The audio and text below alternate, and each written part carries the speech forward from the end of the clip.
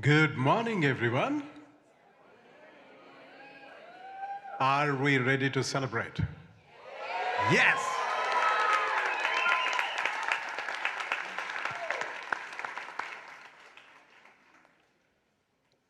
Well, my name is Mahesh Das, and I have the pleasure and privilege of serving as the 8th president of the great Boston Architectural College.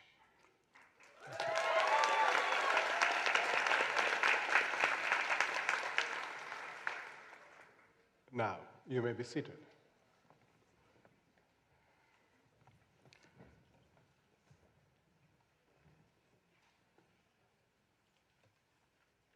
So just last month, something amazing happened outside our esteemed college. Thousands of runners from all over the world, some speedy, some tired, and others just walking along, trotting along. They raced past the BAC on Boylston Street on their way to the finish line of the Boston Marathon. Each one left a small piece of their story on our streets, as they have for 128 years. Boston takes them in, adds their miles to its own story, and keeps on running. Because Boston doesn't just have a marathon. Boston is a marathon. It is loud, it is messy. Strangers yell for other strangers like they are best friends. And that is exactly what the BAC does and how the BAC works too. Our college has been in the race for 136 years, and we remain in the heart of Boston by showing up each day, doing the steady work of helping people move forward. Our 800 students come from 54 countries in all states. Many are first in their families to go to college. And many could not study design anywhere else. Boston also loves big ideas. We tossed tea into the harbor and sparked a revolution.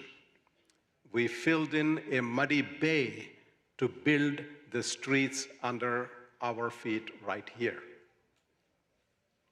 in the Back Bay. We even buried a roaring highway so kids could play on green grass above it. When others say that can't be done, Boston says, hold my Duncan.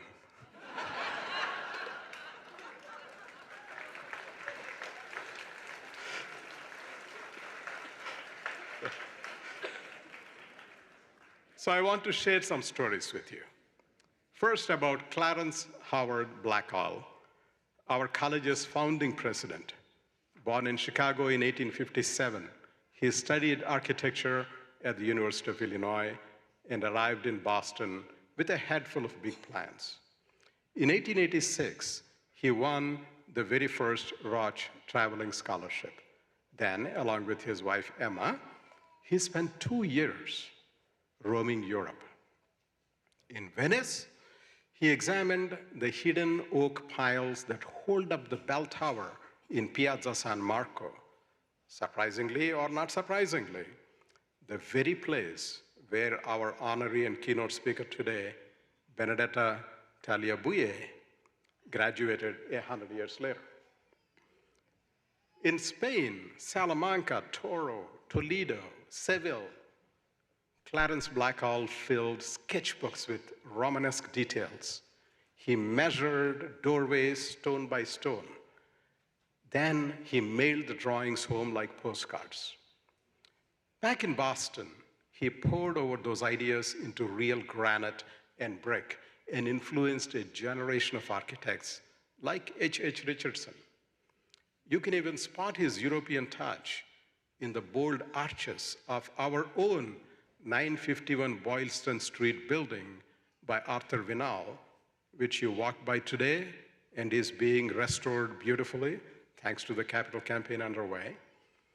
And you can also see that in the Trinity Church by H.H. Richardson, all because of Clarence Blackall's influence. Blackall also held a strong belief that learning should be for everyone. In 1889, he helped start the Boston Architectural Club, based on the model of Cooper Union, where anybody could work by day and study by night. He served as its first president and even drew plans in 1893 for a 29-story tower filled with studios, offices, library, and exhibit halls stacked to the sky. Although the tower was never built, or I should say, hasn't been built yet, the vision behind it continues to inspire how boldly the BAC reaches for the future. It is that boldness. Clarence didn't just teach, he built more than 300 theaters, Boston's first steel frame skyscraper, churches, hotels, you name it. And through it all, his motto stayed simple: think big. Now, I want to share you a second story, and I want you to meet Arcangelo Cascieri, a visionary whose legacy lives in the hearts of our community. And the berets that we wear today is the tradition to honor Arcangelo Cascieri, who always wore this beret. Now you know. He was born in Pescara in Italy's Adriatic coast. His family moved to East Boston, when he was 9 years old. Arcangelo spoke little English at first, but he loved to draw and carve. He took night classes here at the BAC and paid tuition by carving stone during the day. And some of those early works are still on the buildings all around the city. Marble dust followed him, they say, like snow. Years later, he became our college's dean. He mixed art and engineering on the same studio tables, and he had a gift for inviting giants. Cascieri once said that when the great Walter Gropius was shunned by the Boston architectural community, he and the BAC were his allies. Cascieri said, quote, "It was a traditional kind of profession. Even at this time that I am talking about 1937, Gropius was not liked. You know, they just despised him, almost, which was kind of too bad because you have to listen to new directions," end quote. Similarly, when Frank Lloyd Wright refused to lecture at Harvard University, Cascieri reached out to him with our progressive story. And he said, quote, "To my surprise, he responded quickly, saying, 'Next time I'm in Boston, gather your students. I'll talk to them.'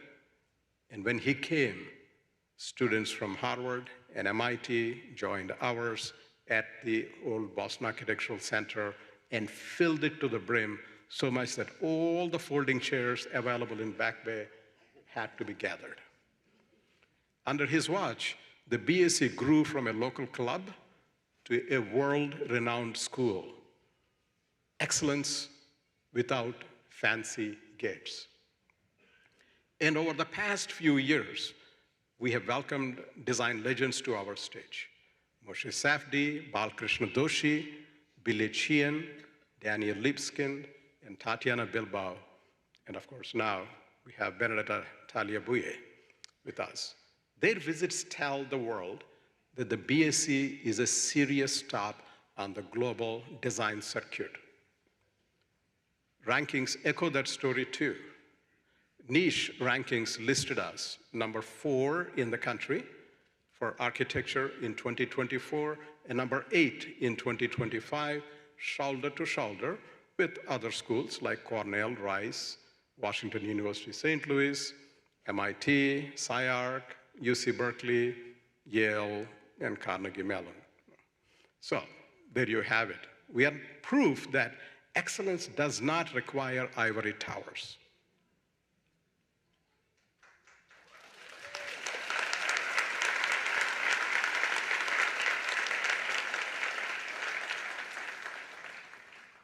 Our doors stay wide open.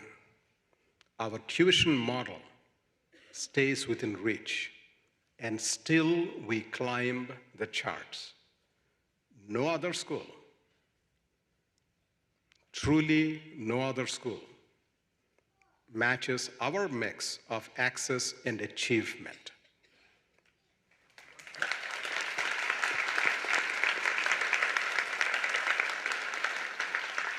So class of 2025, some of your next miles ahead will hurt, and some will feel like flying. When you hit your own heartbreak hill, remember Blackall measuring ancient towers, Cashieri carving marble, and Boston turning tough ideas into real places. Think of our graduating student, Jorge Sosa. He started here 12 years ago, served in the US Army, ran a business, cared for his sick dad, and still crossed his finish line last fall, just days after his father passed away.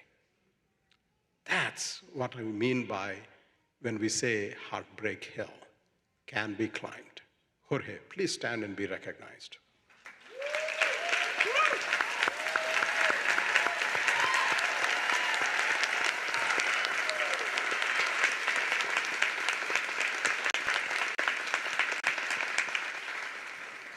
Or take Jimena Salaverry from Lima, Peru.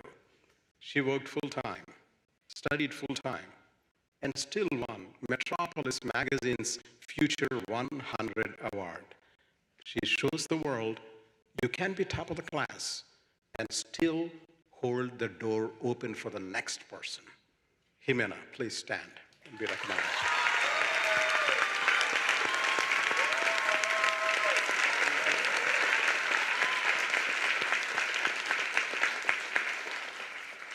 And Camila Welch, right here from Dorchester, who designs rooms that make everyone feel they truly belong, like seeds planted in a garden. Her work reminds us that buildings aren't just walls, they are invitations. Camila, please stand up and be recognized.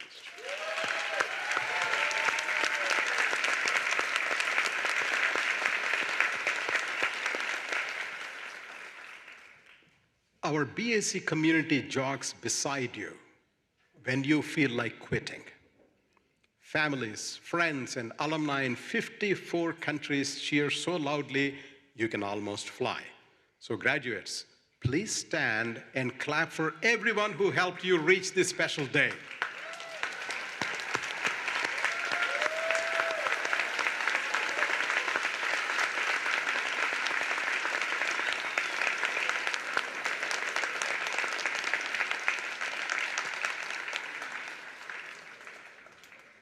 So finish strong.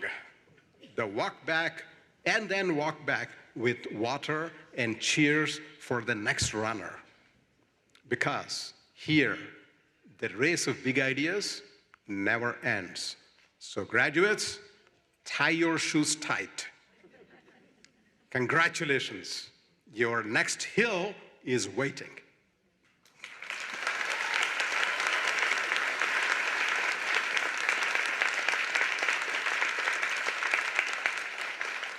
Now it is my pleasure to introduce to you the chair of the Board of Trustees, Judy Nitsch.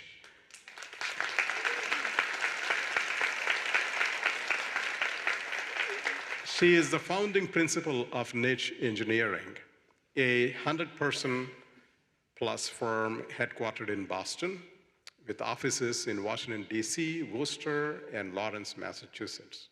A spirited mentor of female engineers, Judy served on the Worcester Polytechnic Institute board for 22 years, where she was awarded the Presidential Medal, an honorary Doctor of Engineering, and inducted into the WPI Hall of Luminaries. I'm so proud and delighted to welcome Judy Nitsch.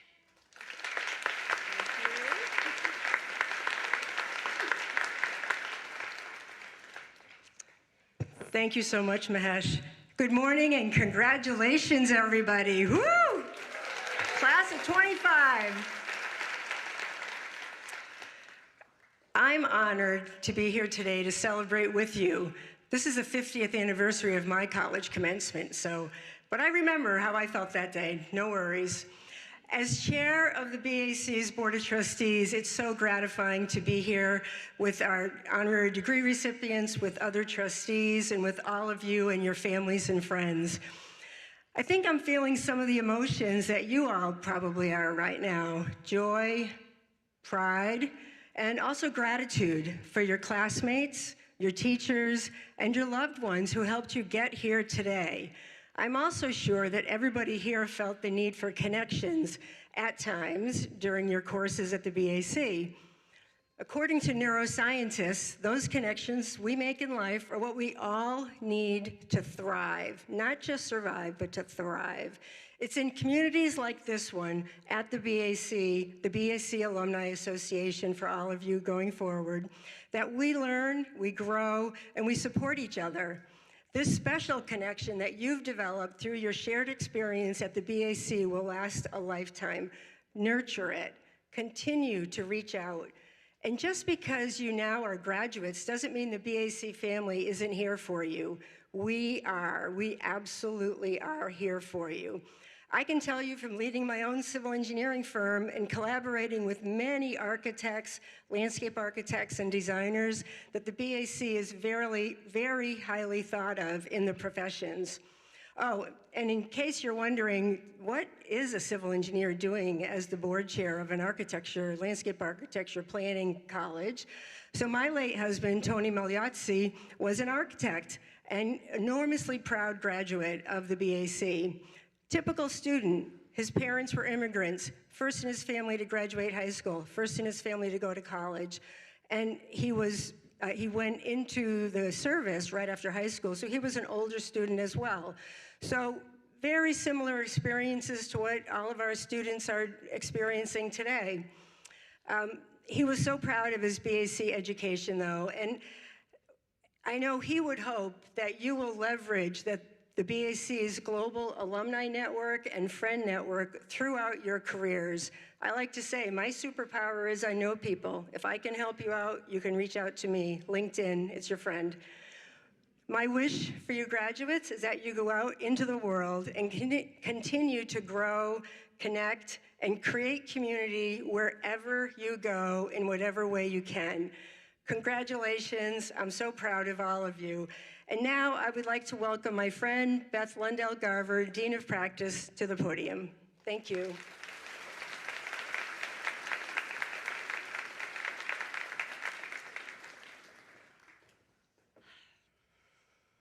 Today it is my deep honor to recognize all you have accomplished through practice. Hands-on experience, learning by doing, and making a real impact in the built environment, the places where we grow, where we mourn, where we laugh, and where we love. This is the heart of what makes the BAC special. Your commitment to engaging fully beyond the classroom, supporting others, navigating real-world uncertainties with resourcefulness, courage, and hope that dares to imagine something better. Through practice, you've stepped into diverse roles around the world as change agents, wayfinders, conveners, environmental stewards, and advocates. People who show up and speak up. As design advocates, you have communicated clearly, you've listened deeply, you've reflected honestly, and you've led with purpose. Tonight, I'm honored to introduce a graduate who fully embodies the spirit of advocacy, Mary Beth Slaughter from Mobile, Alabama. Let's give Mary a round of applause.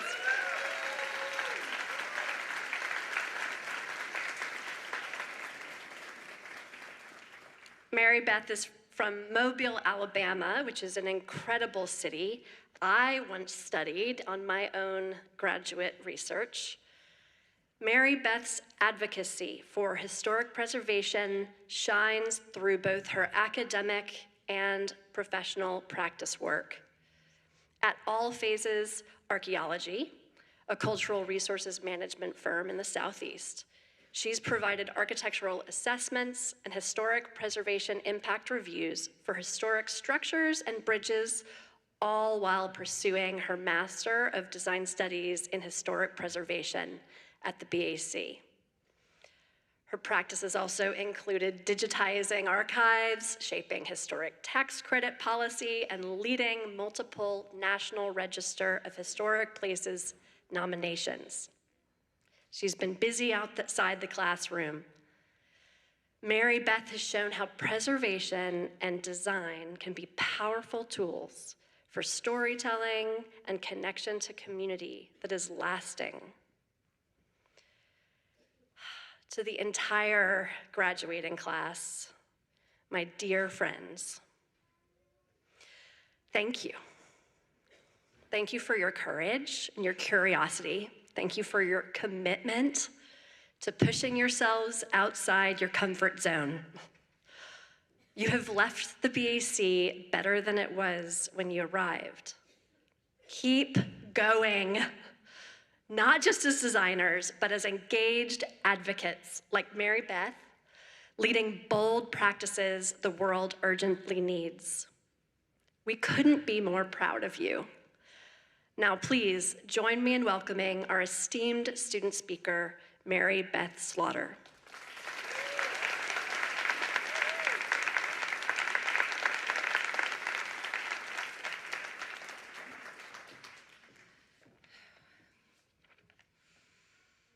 Good morning. This wouldn't be a student commencement speech if I didn't say something about all of the stress that we overcame and the dedication it took for us to be here today. So consider that done. But seriously, acknowledge and be proud of each of your individual experiences that led to today. And also, allow the family and friends who have accompanied you on this journey to share your excitement and hear your expressions of gratitude. I hope that each of you had a support network like myself. To my husband, my parents, and my sister that are here today, thank you. And thank you to countless others who are not in attendance today but supported me nonetheless. I know we're all equally relieved that it's over.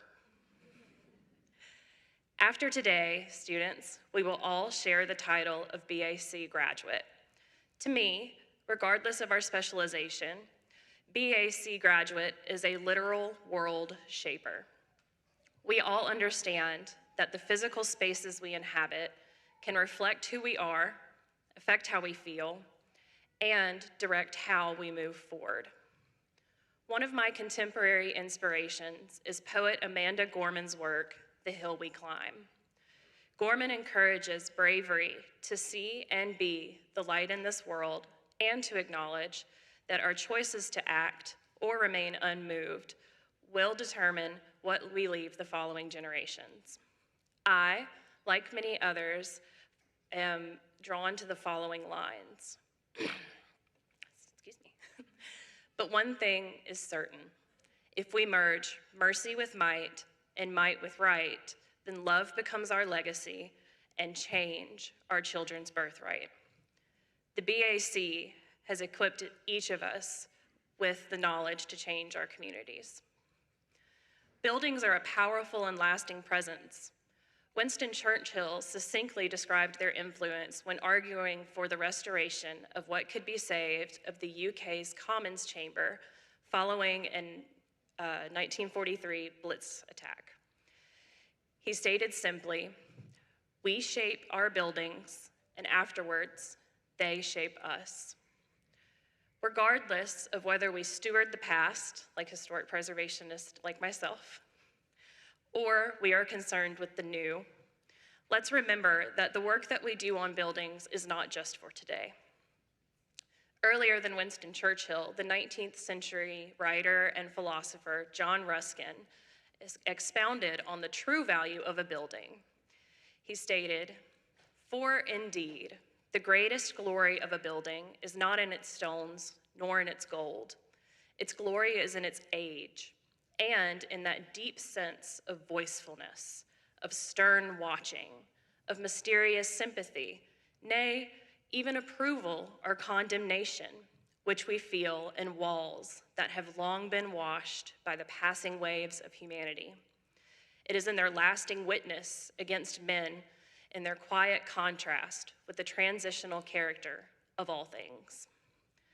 It is my hope that we all master our skills developed here at the BAC to shape this ever-changing world into one that directs positive change, provides all with a sense of welcome, and reflects the diverse aspects of who we are as individuals and communities, all through the lasting medium of architecture.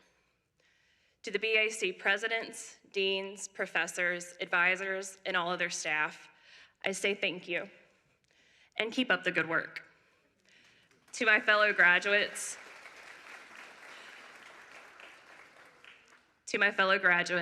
congratulations and good luck as you all move forward and shape the world. Thank you.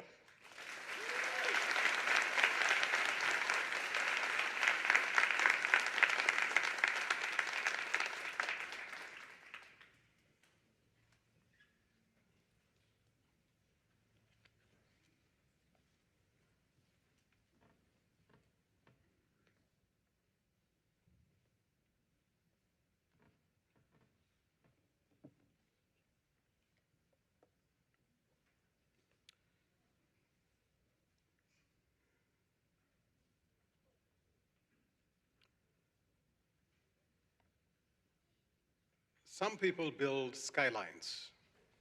A rare few go on to build hope. Jim Ansara did both. In the early 1980s, he started Shamat Design and Construction with a pickup truck and a borrowed toolkit. He grew it into one of America's top 25 contractors. Then handed the company to its employees and turned his talents outward. A visit to Haiti with Dr. Paul Farmer changed his life. What began as plans for a small clinic became, after 2010 earthquake, a 3.5-year marathon to create a 340-bed national teaching hospital, solar-powered, water purifying, and staffed by local workers who learned new trades as they laid each block.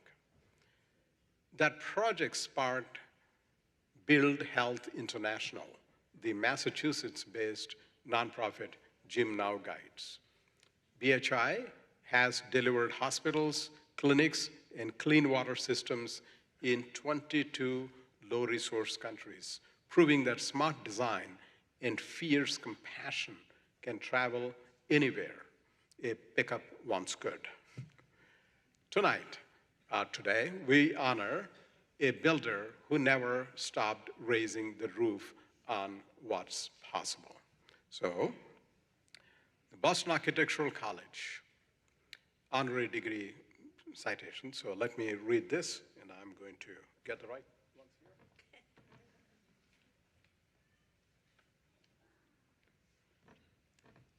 So here is what the citation reads. Whereas Jim Ansara, entrepreneur, builder, and humanitarian, founded Shamat Design and Construction and grew it into a national leader before dedicating his skills to global health, whereas he led the creation of Haiti's National Teaching Hospital in Mirables, raising walls, solar arrays, and local talent in the wake of disaster, whereas through Build Health International, he has brought durable, climate-smart clinics and clean water to communities in more than 20 countries, turning construction sites into classrooms and livelihoods, whereas his boots-on-the-ground philanthropy embodies the BAC ideal that design and construction are acts of service.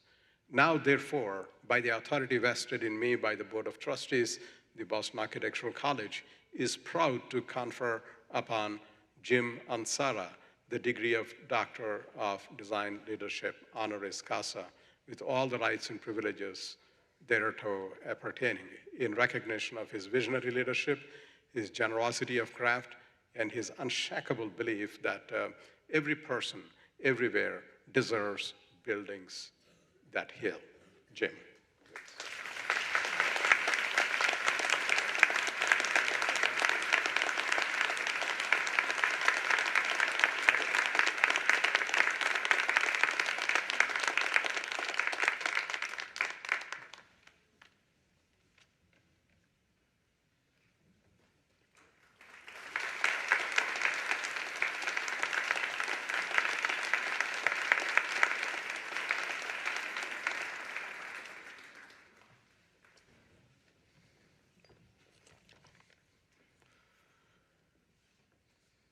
Good morning, everyone.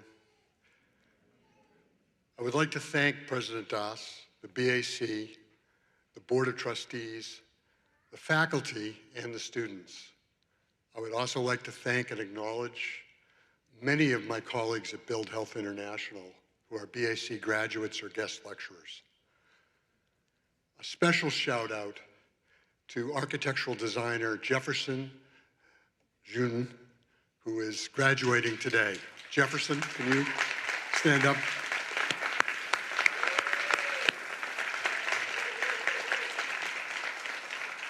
Jefferson is from Haiti and has been an absolute blessing for us, and we appreciate his work.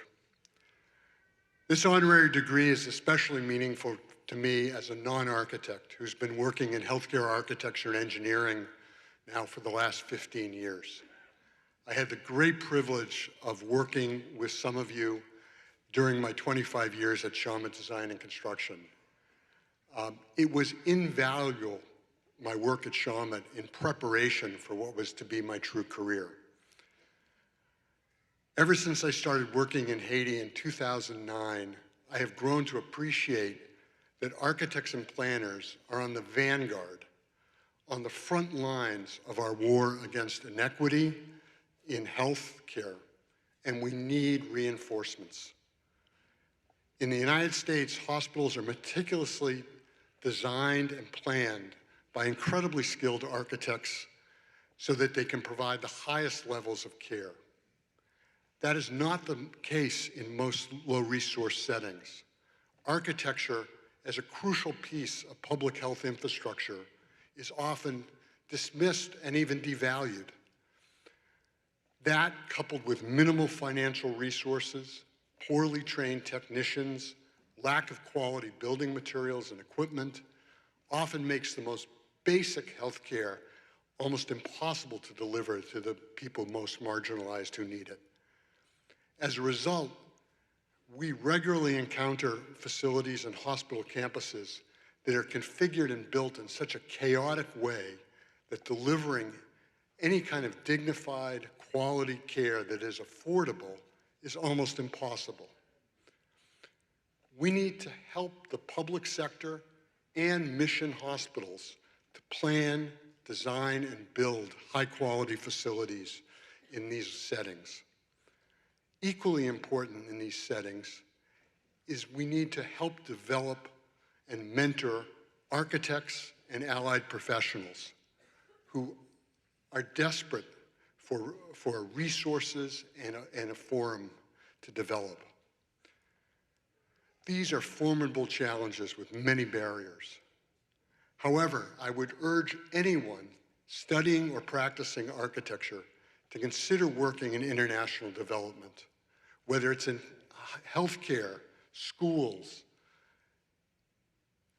housing, or anything else where architects can really make a difference.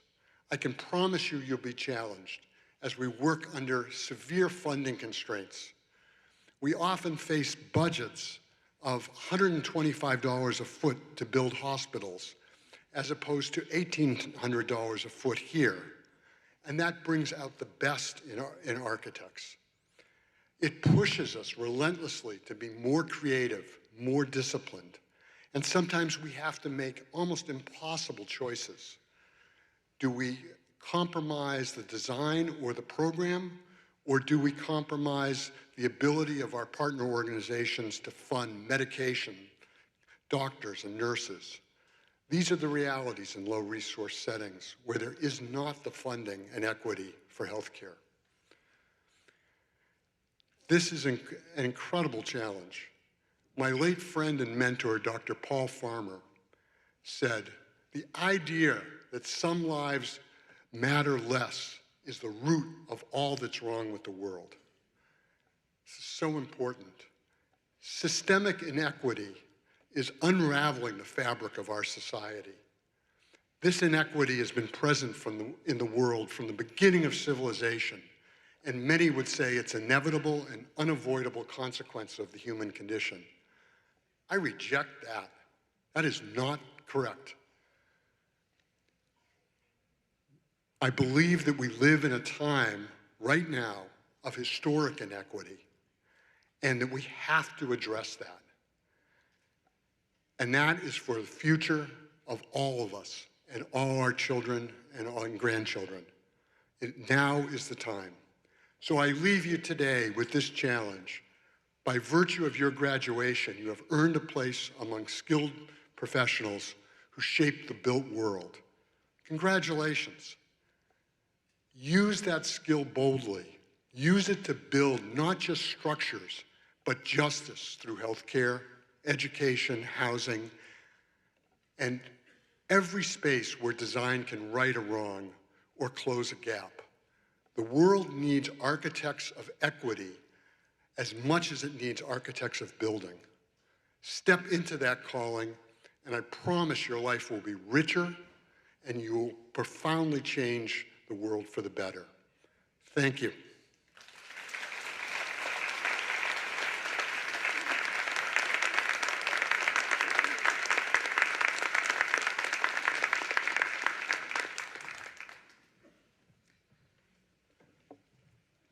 Architects and designers of equity, not just of things and buildings. Extraordinary. Thank you so much, Jim. That's very inspiring message.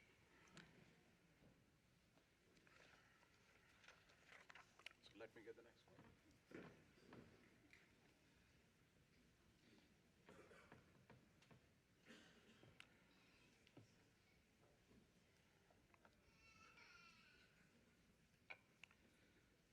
Great. So I have another treat for you. Friends, if Boston is a marathon of big ideas, Franco Vitiello is one of the city's most inspiring long-distance runners. Born in 1925, I will repeat in case you didn't catch it.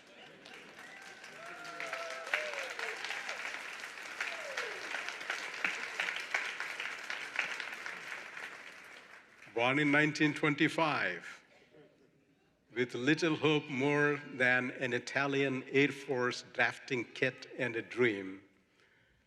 This were the factory work, nights were the classes at the BAC. Those night miles paid off. Frank rose from office boy to draftsperson, then to job captain on Philip Johnson's Boston Public Library edition.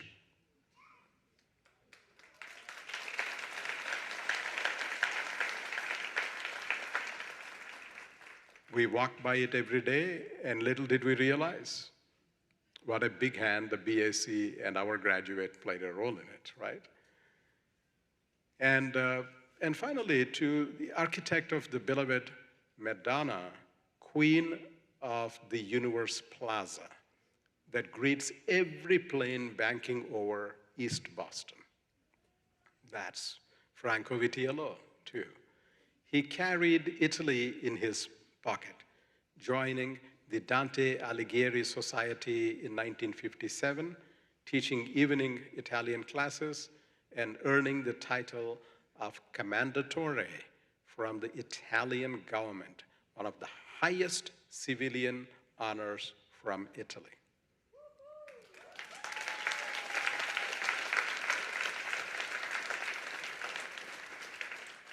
Yet he never stopped celebrating the opportunities America gave him.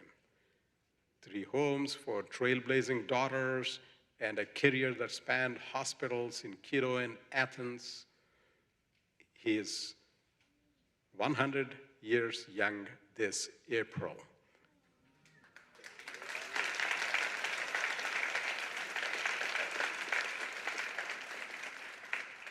Frank still drives, still cooks pasta, and still tells our graduates, don't be afraid of big projects. And I had the good fortune of attending his 100th birthday last month with an extraordinary gathering, once in a century privilege.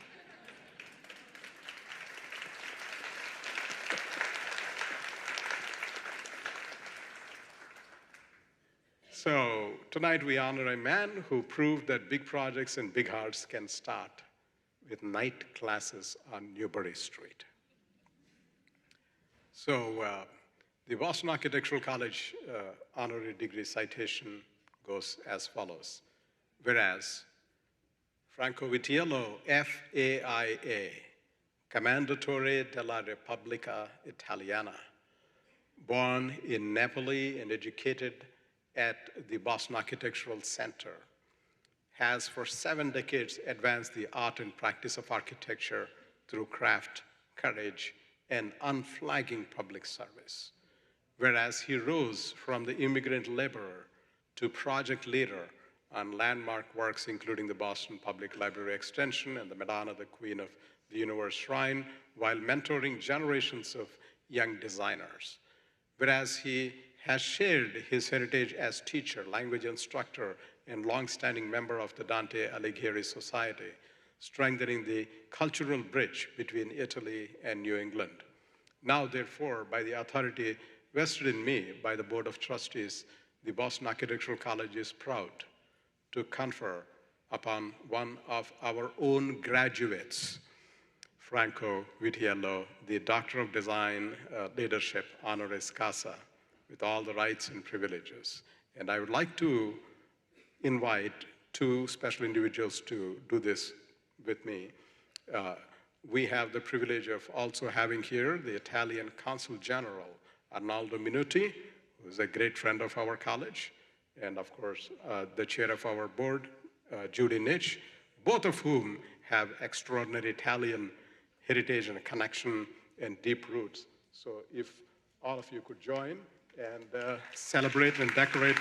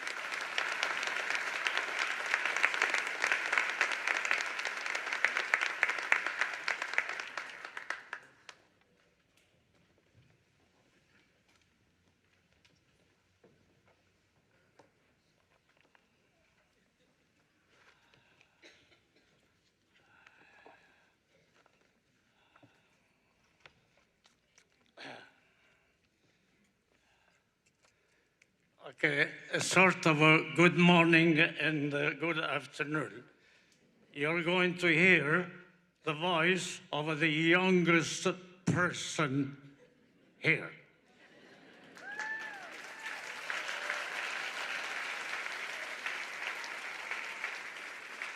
My name is Franco Vitiello. I'm from city of Naples, Italy. For those who don't know Naples, I'm from Mergellina.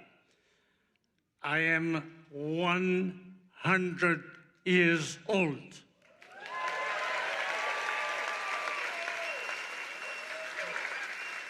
Actually, I was 100 a month ago. Well, anyway, I'm a very proud graduate of the Boston Architectural College class 1968. Today, I'm honored to be with this distinguished group of graduates. BAC has given you, like me, the opportunity to achieve our ambitions in the field of architecture and design. I came to America in 1954 at the age of 29. That shows you how young am I. After an extremely poor upbringing and devastating war. I had done some drafting for the Italian Air Force after the war, and I was privileged to be assigned to a team staffed by America. They were kind to me and encouraged me in my work. And I was most surprised to know how much they love the Italian food. We didn't yet know what the world loved Italian food. What we knew about America was the bunch of liars that Mussolini fed us. The Italian economy was in shambles, so I decided to come to America to see if I could make my way. I arrived with barely a penny in my pocket, and I got to work as a presser in Cleveland, where I faced a great deal of anti-Italian sentiment. I met an Italian girl from Boston. Excuse me.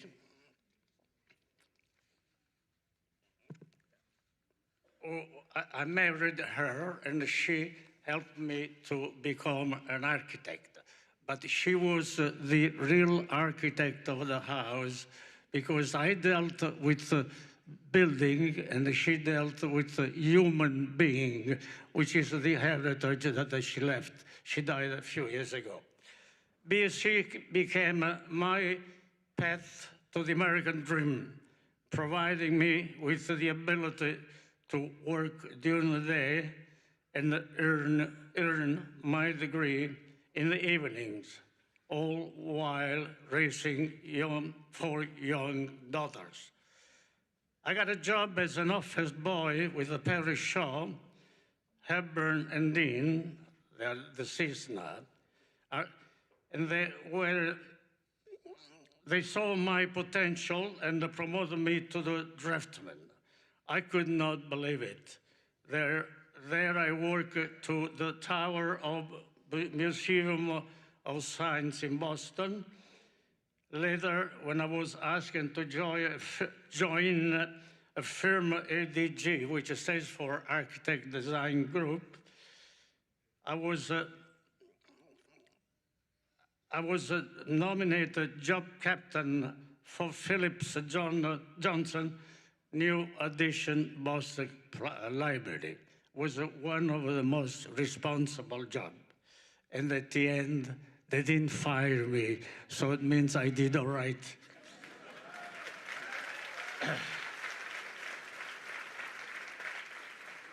I was shocked and truthfully a little scared when they told me that I was going to handle the library. Could I even do this job?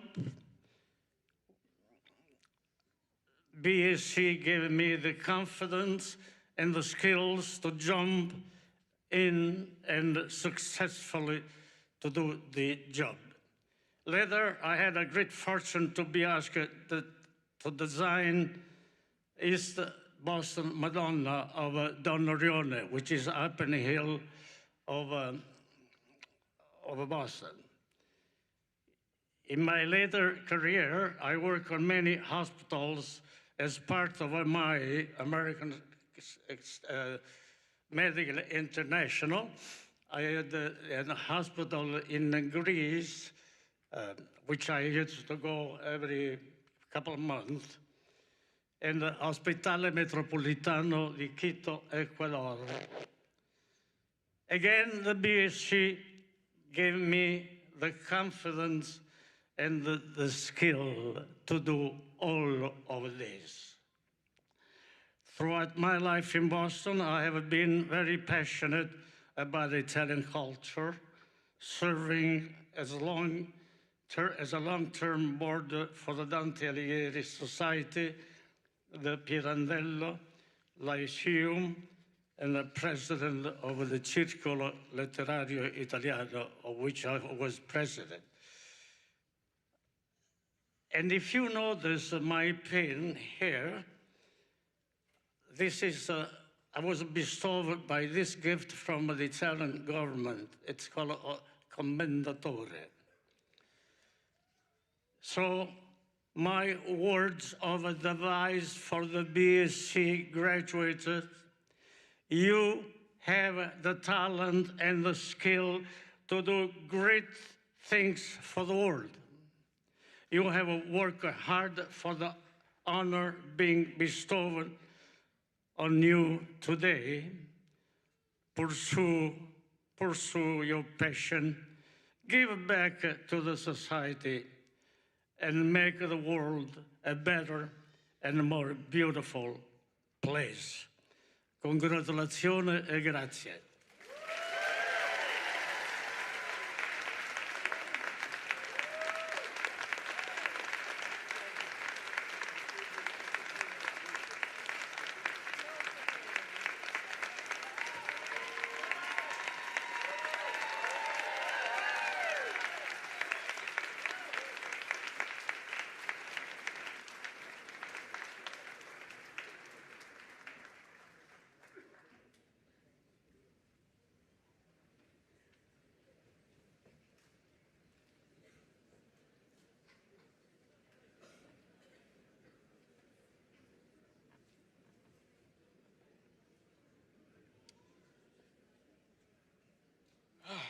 That was it was just heartwarming and historic. And we are counting you to do the same, right? And you can. So let's move to the next honoree and the keynote speaker of the evening. If Boston is a city that breathes old streets and new ideas, Benedetta Tagliabue is a master weaver of cities. Born in Milan and trained in Venice, she set up her studio, EMBT, in Barcelona, and together with her late partner and husband, Enrique Miralles, gave the world buildings that feel less like monuments and more like living stories. The mosaic-roofed Santa Catarina market in Barcelona, a Spanish wicker pavilion that dazzled Shanghai, and the Scottish Parliament, whose oak beam ceiling looks like an upturned fishing boat from the Highlands. She designs by collaging, cutting, layering, listening, so every project carries the fingerprints of its place and its people. She sat on the Pritzker Prize jury, travels the globe teaching young architects to, quote, think with their hands, end quote, and still begins every idea with paper, scissors, and glue. Together, we honor an architect who reminds us that buildings, like marathons, are built one determined step and one thoughtful layer at a time. So the honorary degree citation is as follows. Whereas Benedetta Tagliabue, architect, educator, and co-founder of Enrique Miralles and Benedetta Tagliabue, EMBT has reimagined public space on 4 continents, from the undulating roof of Barcelona's St. Caterina Market to the woven wicker skin of Spain's pavilion at Expo 2010 and the landmark Scottish Parliament in Edinburgh. Whereas she has shared this ethic worldwide as a lecturer, visiting professor, and long-standing juror for architecture's highest honor, the Pritzker Prize, amplifying voices that build with empathy and imagination. Whereas her work has been recognized with the Reba Stirling Prize, the Reba Jenks Award, the Global Award for Sustainable Architecture, and numerous national honors in Spain and Italy. Now, therefore, by the authority vested in me by the Board of Trustees of the Boston Architectural College, I am proud to confer upon Benedetta Tagliabue the degree of Doctor of Design, honoris causa, with all the rights and privileges appertaining, in recognition of her extraordinary contribution to the art of building, her advocacy for access and excellence, and her enduring example that architecture can weave people, places, and time into one vibrant story. Please.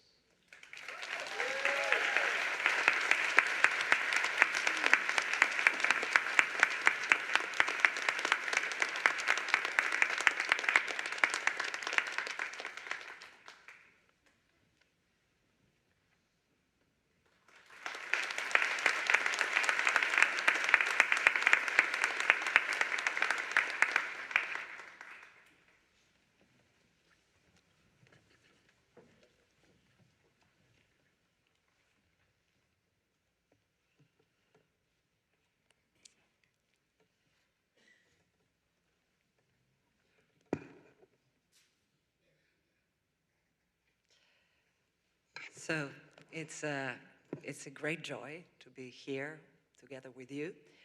And dear graduates, families, friends, professors, and also Consul of Italy. And thank you very much, Mahesh, to have invited me on this special day and this very special city of Boston. This city is very dear to me because I have a great remembrance with reminds to be here with my late partner, Rick Miralles, and then alone to teach.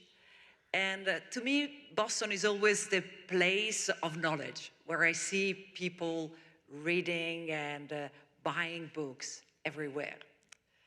But today we are celebrating you, and I'm supposed to give you a short speech and give you some suggestions. And when they ask me, which suggestion would you give to young architects, I usually answer that I prefer to receive suggestions from you. So in a way, I have 2 children, more or less your age. I call them children, but they are a young woman and a young man, and I really love to learn from them. So in a way, I want to learn from you. I want to see what you are going to do from now, because you have incredible possibilities in front of you. In fact, you were brought up in a world populated with incredible tools that were not there when I was your age and when I was studying.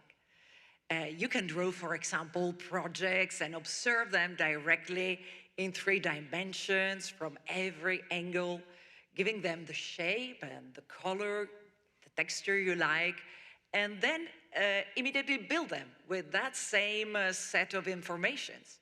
And you can make scans, which reproduce complex shapes of rocks and trees, for example, and then extract the exact measurements of this complex world. And now, as a new tool, you have a fantastic possibility of describing your desire in words and have the images of films that corresponds to your description appear in front of you. And of course, we have all the means of communicating among each other so easily with every mean. And this is even better of what they had imagined not so long ago for Star Wars. So we are really in a fantastic world. And for example, the Biennale of Venice of architecture, where I was a few days ago, was playing with these magical tools. And you could understand very, very well that these magical tools have to be further explored and investigated. So a real magic is in your hands, and please remember that. When I was graduating, nothing of that was present, and we were drawing by hands during many long hours and nights with paper, pencil, a pen called rotring, tools called parallel, square, compass. It was very, very different. But I don't think I was coming from a primitive world. I think that the real magic of our education as architects lays in something more ancient, more substantial, abstract, but also very, very real. The tools we were talking about before are only tools, and we have the right to use them whenever we need to achieve our purpose. But the purpose of architecture is something deeper. So I am realizing the real power of this deeper purpose now more and more, even if I have a longer career in front of me. I want to remember a conversation which was very crucial to me some years ago when I was serving as a juror in the Pritzker jury. We were in a bus, in a traffic, and I was seated next to a fantastic person who was a fellow juror, a man of immense value, whose name was Ratan Tata. He was educated as an architect in the University of Cornell, but he never opened his own studio because he had to work in the family business, as we all know. During that time together, he was explaining to me how his hometown, India, was a place where conflicts were underneath the surface, and how fragile was the equilibrium of the society he loved. He started to explain to me how he felt that architecture could do so much to provide the equilibrium, to maintain his community in a good relationship. He said the faith he had in architecture as a powerful tool to equilibrate society was the reason why he was serving in the Pritzker jury, taking away so much of his very valuable time from his intense work as a chairman. His words made me feel that architecture was not only my personal passion and entertainment, but a real powerful tool that can give back an immense benefit to the world. And his words are staying with me while I still try to discover more and more how this can be done. And then I had another encounter which made me further understand the importance of architecture, and this is more recent. I was asked to work in Albania recently, a nation where architecture had been silenced for decades because of a very tough dictatorship. There was no infrastructure, no new building, no renewal of public spaces done during more than 50 years. And the effect of the absence of architecture there had a terrible impact on the population and on their sense of identity and pride. But now the new Prime Minister is an extraordinary personality, and he's an artist himself, and started many years ago when he was the mayor of Tirana to ask citizens to paint their gray and ugly facades in colors. And the effect was revolutionizing. There was a new energy entering the city, And so he was starting like that to experiment on the positive effect of beauty in the environment for the benefit of the people. He's now the greatest advocate of good architecture. He has created around him what he calls an army of good architects, changing the destiny of his nation through high-quality architecture. And he has already obtained in a few years a real miracle of transformation in his country, and he's determined to do more, using the tool of quality design to move the good feelings of people. But the most important experience to understand the real power of architecture that I had was my recent involvement in a project which is part of a series called MAGI Centers. This idea was born from a powerful intuition of a great lady, Maggie Keswick-Jenks, a landscape designer. And when she was facing cancer, she realized that hospitals gave her medicine, but were also poisoning her spirit with their ugliness and anonymous aspects. So she dreamed of something different, and she was brave enough to bring on this idea that could be interpreted as too simple, nearly banal. She was imagining a beautiful space next to hospitals where cancer patients could go and feel at home. Not a medical building, but a small, beautiful space filled with natural light, gentle materials, where one could sit, talk, breathe, cry, or make themselves a cup of tea. A place where healing could begin not only through treatment, but through the beauty of architecture and landscape, through the atmosphere of care that this was transmitting.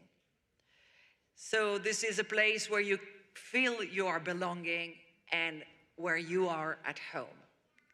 And now the MAGI Centers, after some decades in the UK, are internationally recognized as an incredible service for cancer patients. And architects like Franco, Foster Rogers, Zaha Hadid, Heatherwick, and many others have designed more of 30 centers in the UK. A group of ladies some years ago, breast cancer survivors, knowing the story of my late husband, asked me to participate with them in trying to pursue the first MAGI center outside UK. This center in Barcelona now exists after more than 15 years of efforts. And this small building called Càlida had made me understand more than anything else that the real great value of our profession, the importance of well-designed spaces to make us feel as a whole human being, integrated harmonically in the society and in the environment. We were exploring this subject now with our students in Yale this last semester. And I think for extension of this discovery I did in the Càlida Center, what if metro stations, public squares, universities, institutions are all designed with the same intention to make us feel more at home? I truly believe that if we make this our prior intention while we design, our societies would feel more human and more hopeful. Now, every time we design a new project in the studio, we keep in mind the experience we learn in the Càlida MAGI Center, and we try to extend it to everything we do. And I like to keep in mind that whatever we design, the ultimate scope is to try to make a better world through the capacity of making people feel at home. So thank you to having been giving me this opportunity to share this concept with you today. And to all of you who are graduating today, congratulations. And you're entering in a profession which is demanding, difficult, very, very taking much of your time, but it's magnificent. And you will have the possibility to shape society. And I wish you courage and kindness and endless inspiration to go on in this road. Please enjoy, experiment, explore, but first of all, keep your intention while you design to make this world a better one by making everybody feel at home. And I believe that this is the real magic. Thank you so much.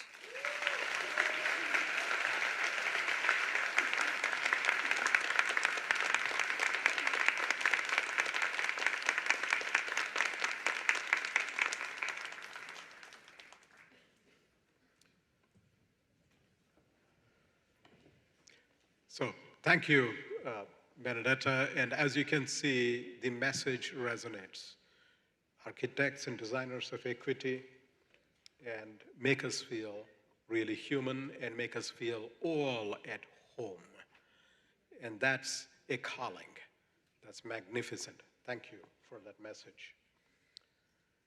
Now, I would like to invite our Provost and Vice President of Academic Affairs, Dr. Kelly Bean, to present the candidates for the various degrees to be recommended by the respective deans of our 4 schools. The names will be read by Dean of Students, Richard Griswold. So, Kelly.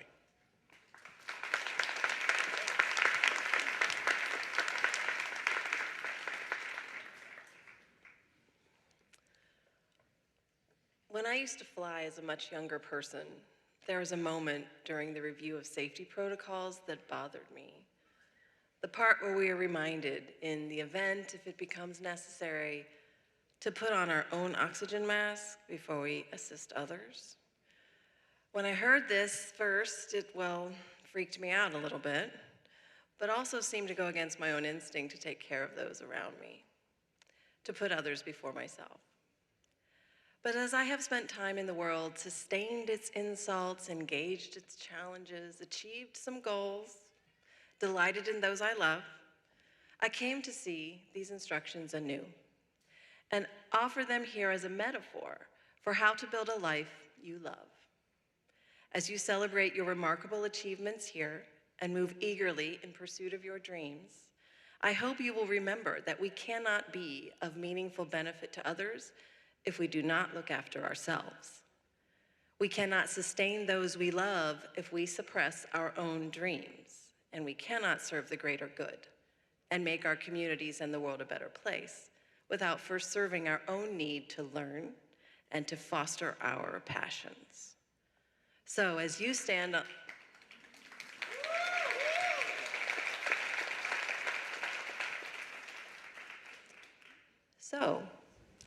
as you stand on the precipice of your future, please take a moment to acknowledge this remarkable fact. Each of you has made the brave decision to choose yourself. Follow your dreams and your interests, and positioned yourself to design your own life. In choosing yourself, you put yourself on a path to support those you love, create change for a better world, address the challenges we all face, global and local, and to be your fullest self. You did this by putting on your mask first. Congratulations on this brave choice. You've taken significant steps towards creating a life that is authentic, fulfilling, and uniquely yours. You make all of us up here very proud. Thank you, and congratulations again.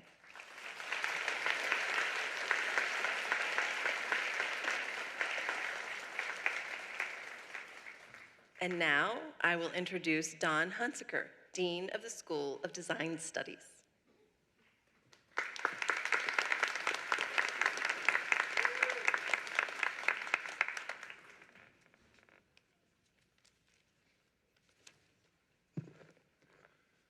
Good morning. I think it's still morning. So I recently met someone who when he realized I was an architect, asked me if I had a favorite building in Boston. And I immediately said yes, the Boston Architectural College building on Newbury Street. He was a little puzzled because he couldn't visualize the building I was speaking of. But nonetheless, he asked, why did that building rise to the top of my list? I explained that the BAC building, which we affectionately refer to as 320, represented a particular period of time in architecture history and in the history of the Back Bay. And that it also embodied the three Vitruvian principles of good architecture: firmness, utility, and beauty. Firmness, the 320 building continues to be structurally sound and durable since it was built in 1966. Utility, 320 is functional and useful. It has adapted to the many changing needs of our education throughout its nearly 60 years. Beauty, that's where the 320 building is subject to some debate. Many, or few actually, outside the design community consider it to be a beautiful building, and even many within the design community do not consider it to be a beautiful building. But I'll leave that debate to others, because the beauty of the BAC, of the 320 building, lives not on its exterior facade. Rather, it lives inside the building. The BAC beauty lives and thrives in the opportunities that you've heard about already today, and the opportunities that it gives to all of us, all of you here this morning who are graduating from the various degrees and programs that we offer. It is the opportunity the BAC offered to students and graduates since 1889. It is the opportunity the college offered in 2004 when it first opened the School of Design Studies, offering a new range of degree opportunities to broaden and increase the breadth of design education.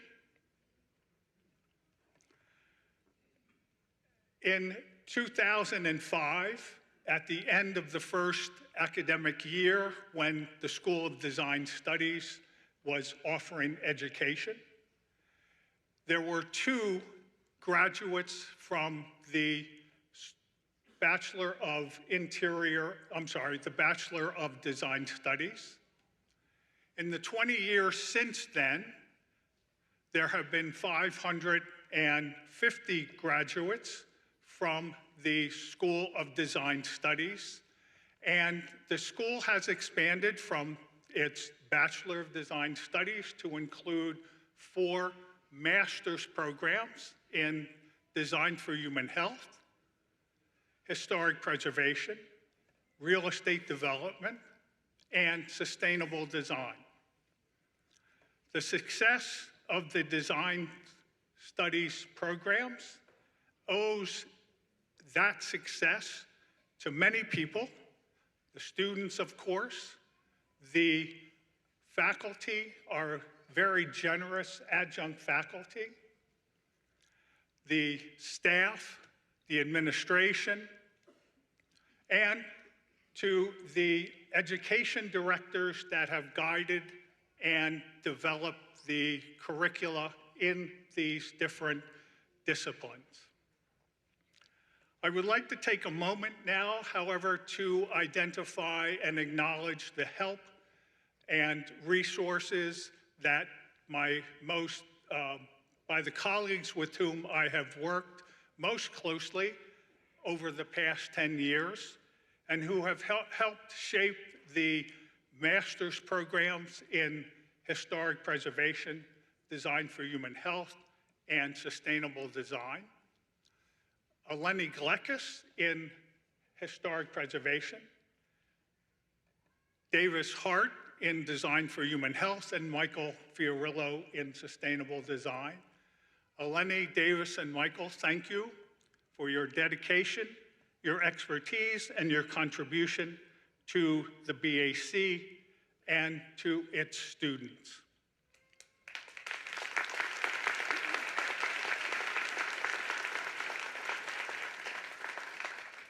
And so now, 20 years after we first awarded a design studies degree, I would like, and I am pleased to ask the students who have completed the degree requirements for the Bachelor of Design Studies and the Master of Design Studies to please come forward to receive your degrees. Thank you.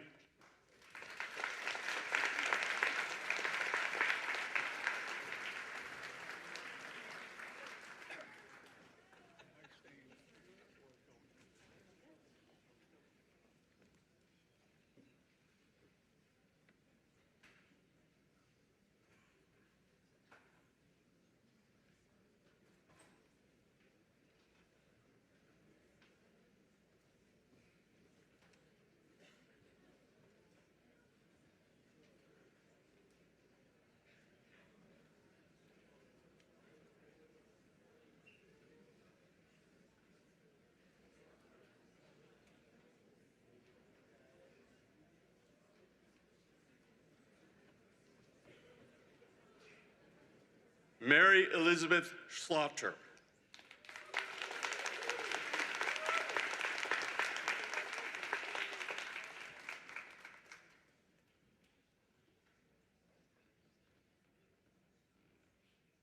Mario Blanco.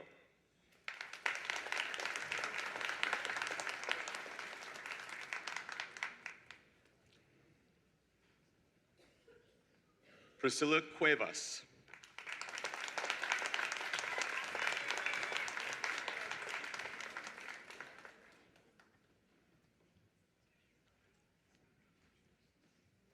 Juliana Zamabura.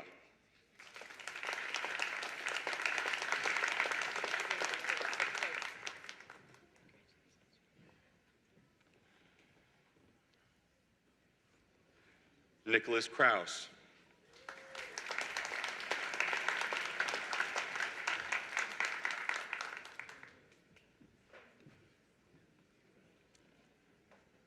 Paul Bergman.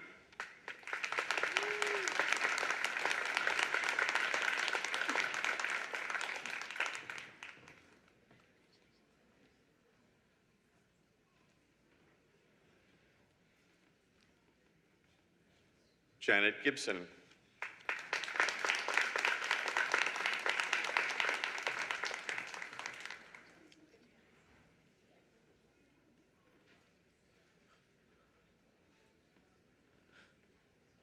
Sean Sullivan.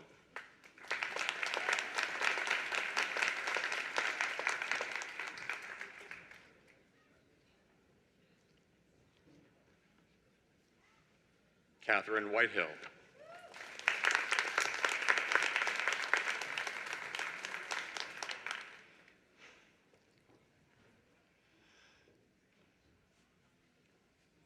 Elisa Pallister.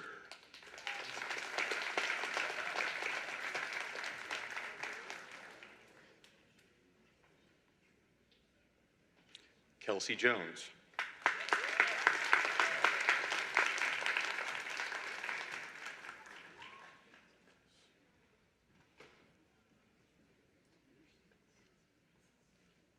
Krishna Srinivas.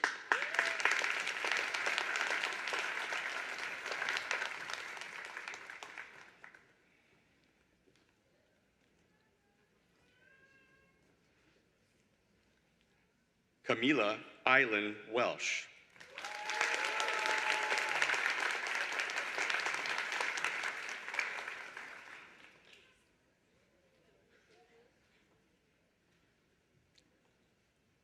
Caitlin Gerard.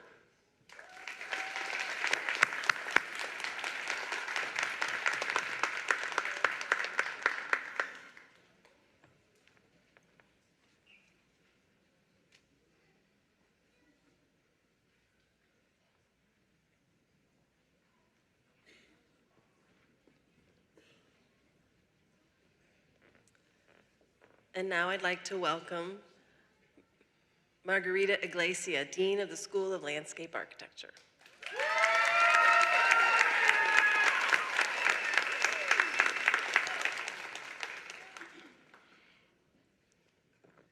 Dear graduating students, families, friends, faculty, and colleagues, my remarks today are going to repeat some of the things you already heard this morning, but I'll tell them from the deepest of my heart. This truly is a wonderful day when you initiate a new stage in your life and your career. It is a time to rejoice and celebrate, and it is also a time for reflecting on your good fortune, thanking your loved ones, and acknowledging everyone who helped you to get here. I would also like to remind you how important you are. All of you as designers will play a key role in creating a better future. The landscape architect's role is becoming more essential to a challenging environment. We need you to help our cities and towns to become greener, healthier, more livable. We need you to design spaces to walk, to gather, to warm up in the winter and cool down in the summer. We also need you to envision communities where city and nature are seamlessly integrated into a better world. I warmly salute you today as you embark in this new journey of life and discovery. I know that you will go far and you will accomplish a lot. Just remember where you come from, your family, your friends, your communities, and our precious little blue planet. Please stay in contact with the BAC, your classmates and fellow alumni. They will be a reliable source of friendship as years go by, and they will support you in difficult times. You will also have a chance to support them yourself. Come back to visit once in a while. All of us here will be glad to hear from you and to share your great accomplishments. Congratulations.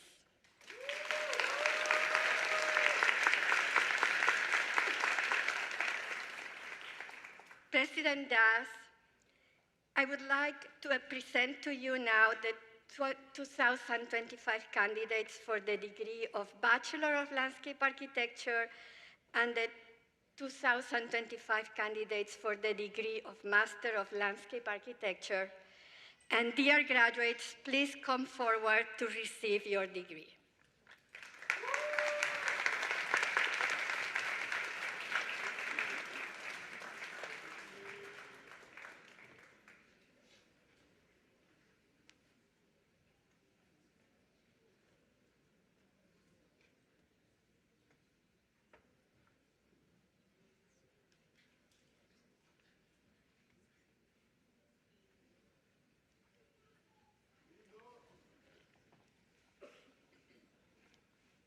Amanda Truesdell.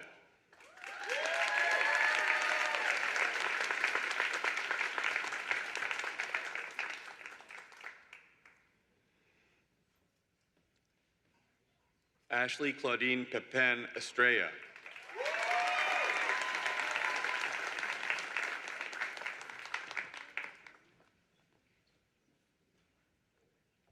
Julianne Gearhart.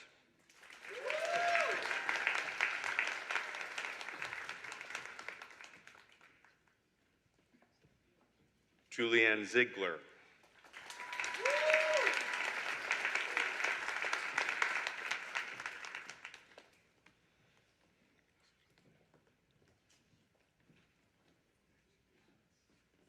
Gabriel Mascarenas.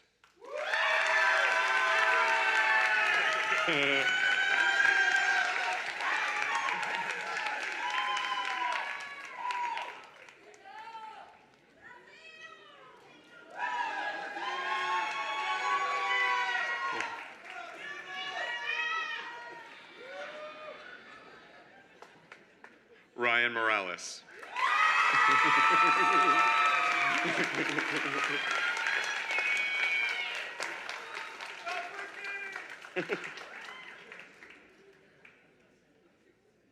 Catherine A. Hale.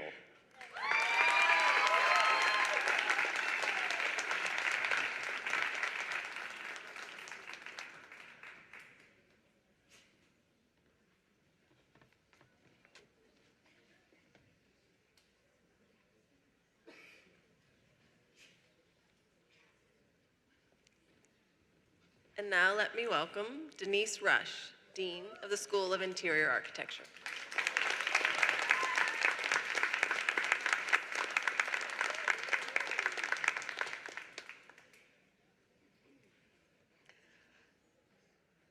Greetings, graduates, faculty, family, and friends. Today we celebrate a journey marked by creativity, resilience, and intention. You haven't just learned the principles of interior design. You have discovered how to design with purpose and vision. You understand that design is fundamentally about people, shaping environments that honor stories, elevate experiences, and fulfill dreams. As you step into the world as designers, remember that design is everywhere. It shapes how we live, how we work, heal, learn, and connect. Every material chosen, every detail considered, every decision made matters, each telling a story that begins with intention and accumulates in human experience. You've learned that truly great design is human-centric. It springs from empathy, thrives on active listening, and requires seeing the world through the eyes of others while data and process guide you. It is the human experience that gives your work meaning and impact. During your time here, you have explored complexity, embraced difficult choices, discovered your unique voice as designers. With that voice comes the profound responsibility to shape spaces that are inclusive, sustainable, inspiring, and transformative. To the families and friends who have supported our graduates throughout this journey, we thank you. To our dedicated faculty who have guided, challenged, and inspired, we thank you. And to our graduates, the world urgently needs you. Your vision, your compassion, and your courage. Go forth with design and with intention. With heart and with hope, make spaces that matter. Congratulations, class of 2025.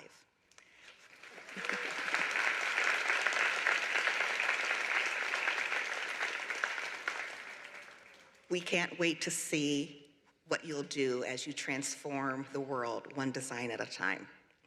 I would like to now present to you, President Dawes, the 2025 candidates for the degree of Bachelor of Interior Architecture and the 2025 candidates for the degree of Master of Interior Architecture. If you all will please stand up and come forward.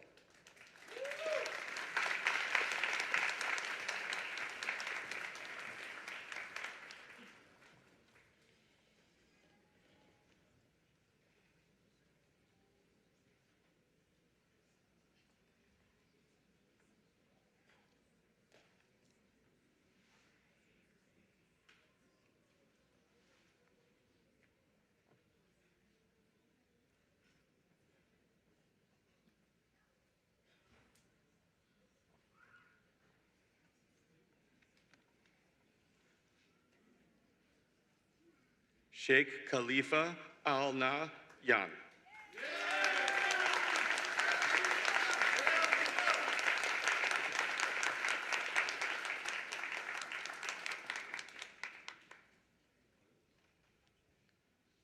Hadley Camille Way.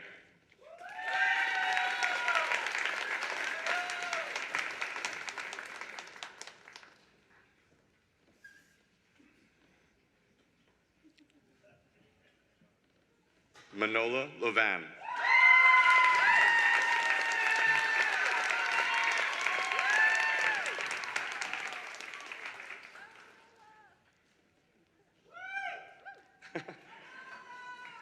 Rita Ali.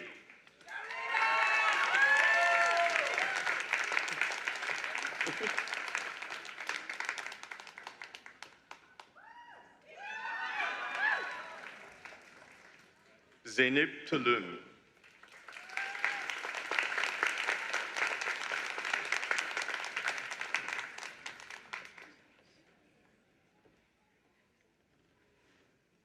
Dana Vung.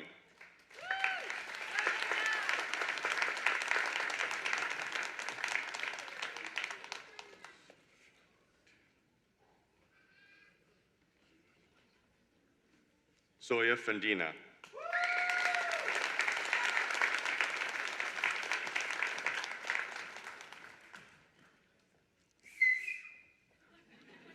Eddie Tarbox.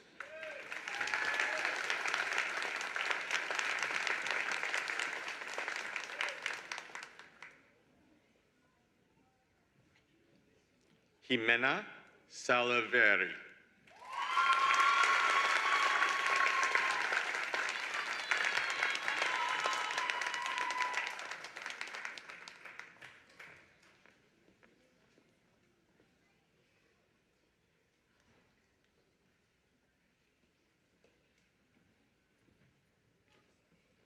And now I would like to introduce Karen Nelson, Dean of the School of Architecture.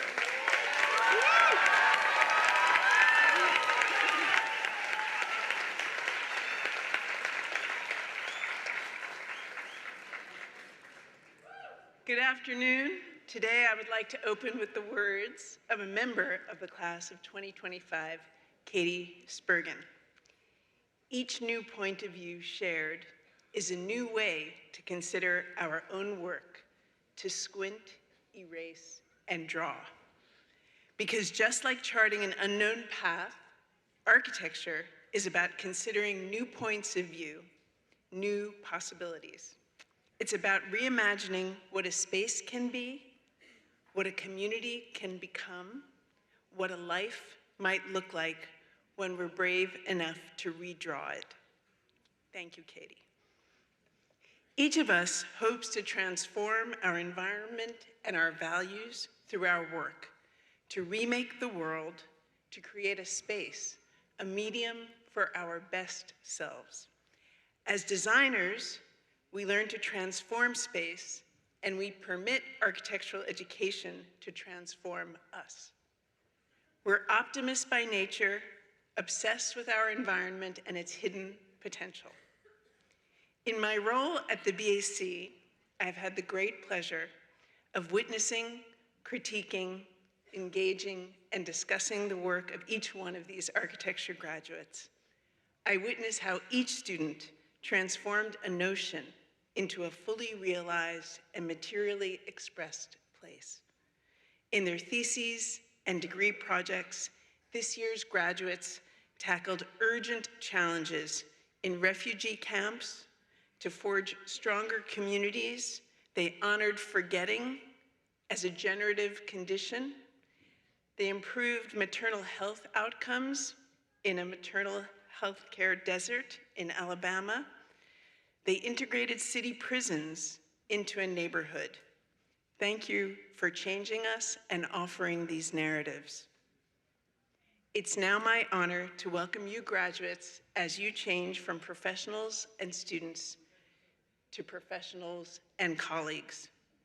Please take a well-deserved break and then return to the BAC to teach, to mentor, to evaluate portfolios, and share your insights and work with a larger community. President Das, I would now like to present to you the 2025 candidates for the degrees of Bachelor of Architecture and Bachelor of Science in Architecture, and the 2025 candidates for the degree of Master of Architecture. Please come forward.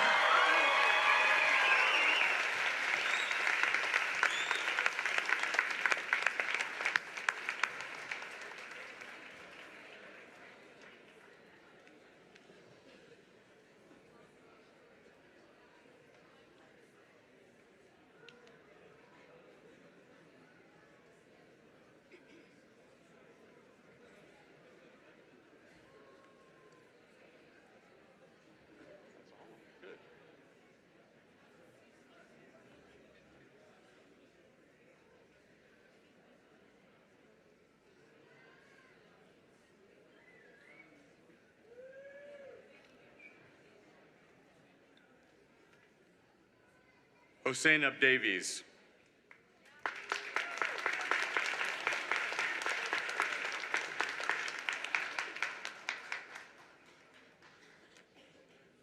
Jorge Sosa.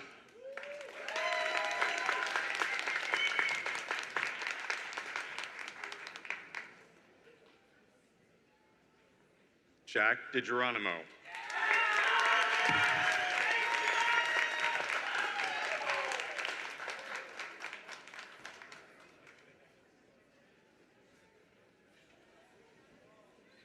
Alejandro Zambrano Zarquis.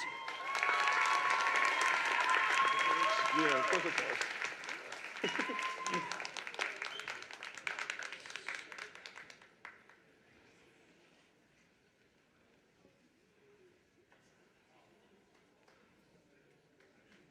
Krista Paola Chavez.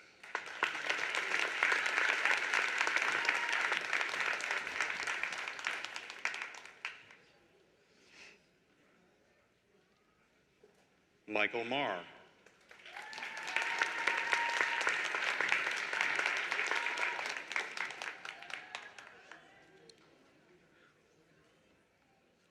Thea Barton.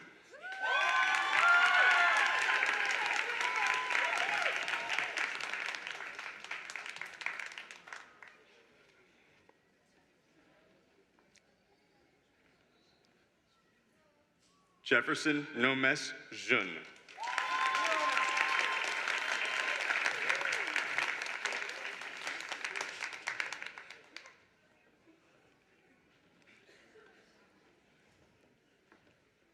Rodolfo Jesus Boteri Pancetta.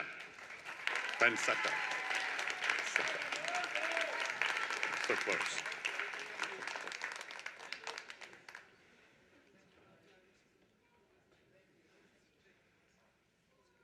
Shuoyang Wu.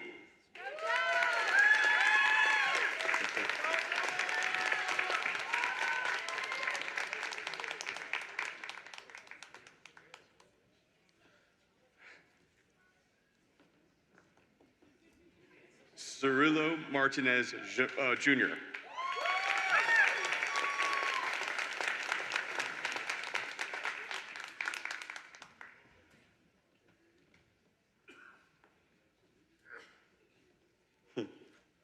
Leo Torres Maro.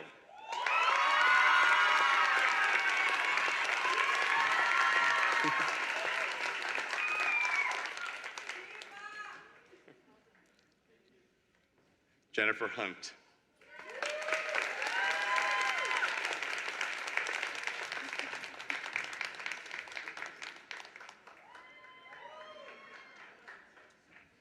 Nushin Nawal.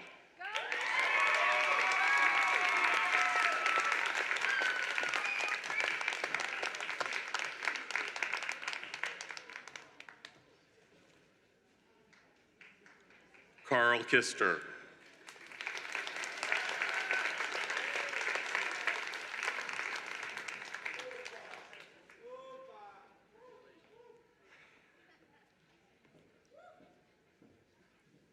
Mohammed Servaj.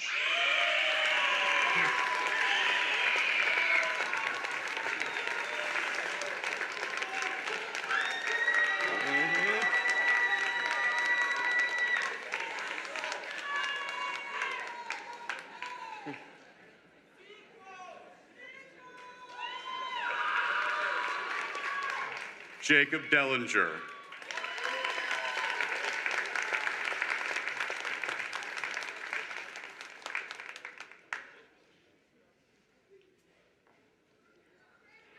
Margarita Marie Calhoun.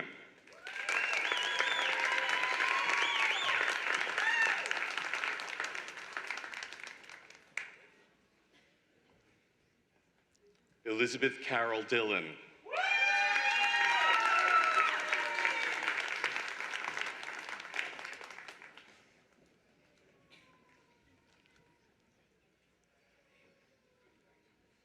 Pratyusha Damu.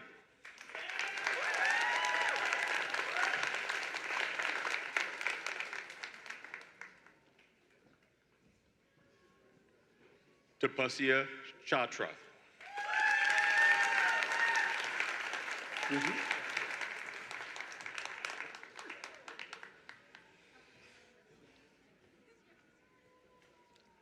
Gavin Bailey.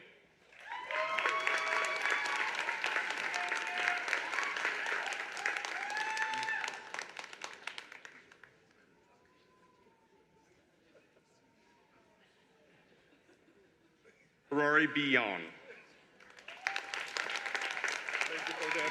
Yeah, I try.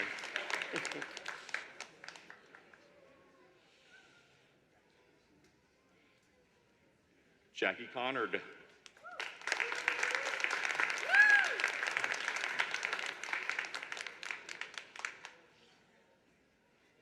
Daniel Marfo. All in one piece, all in one piece.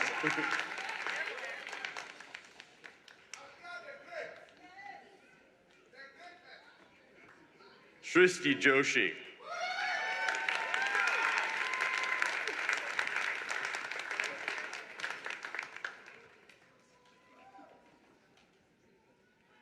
Ryan Humiston.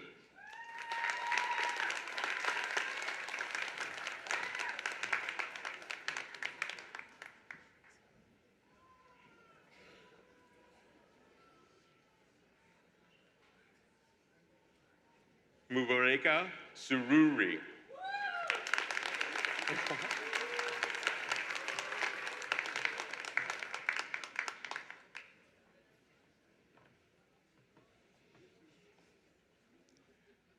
Jason Shlomo Yusupov.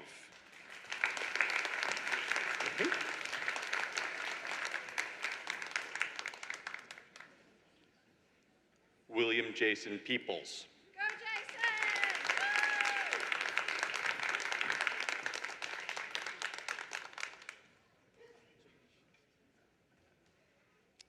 Elizabeth Henderson.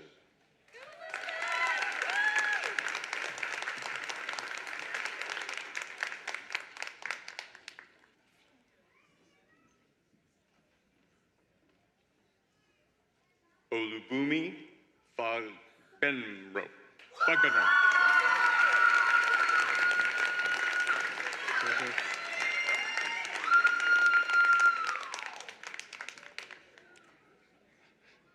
Sophia Ogiso.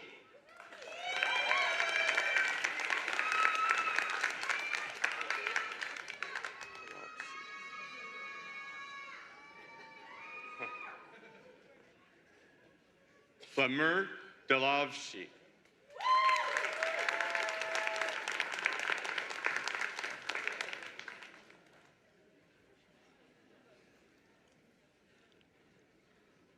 Alyssa Marie Knuckle.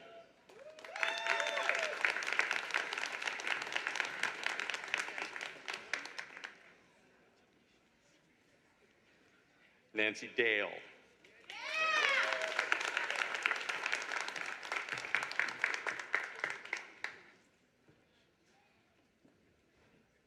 Brian DeRosa.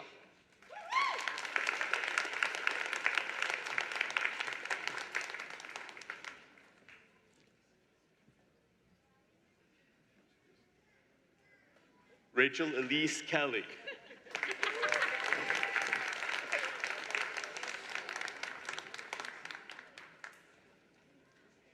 Evan Hall.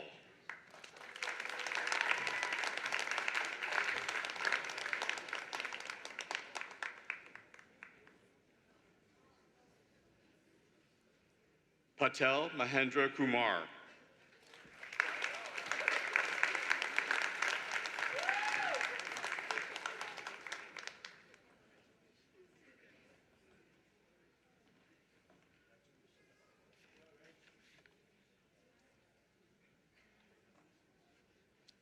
Devam Ilaben Parashar Kumar Shah.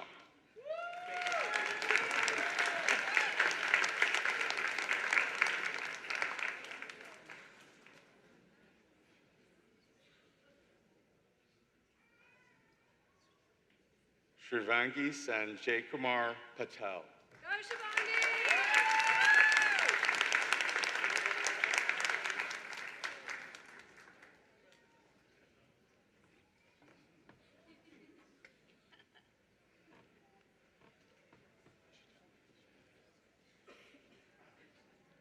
Meet Jasmine Jaitan Patel.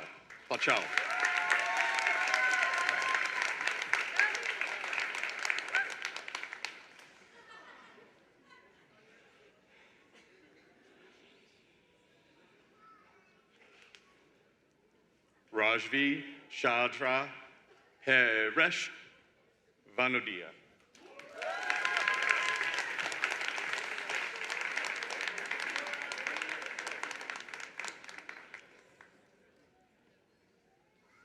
Dhruvi Thakkar.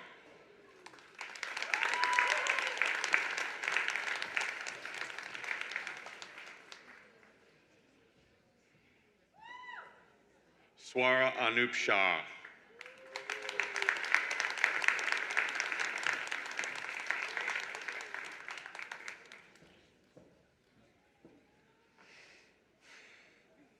Ibuku no Lua Atala Goodbye.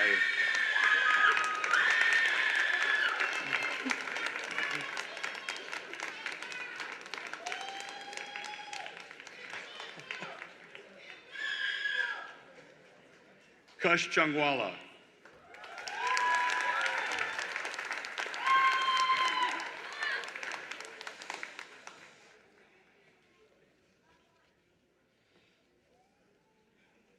Palomi Chakshi.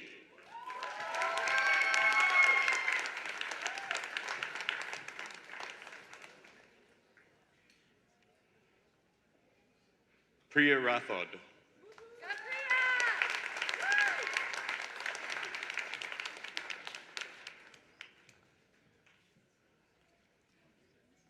Arushi Singhal.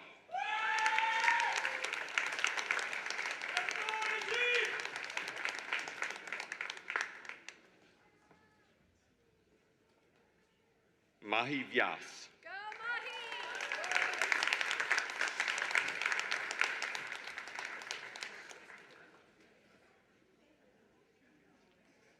Sneha Umeya.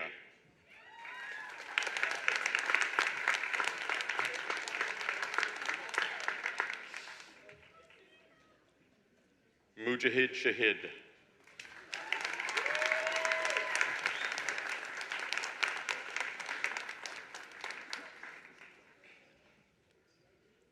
Garrett Velasquez.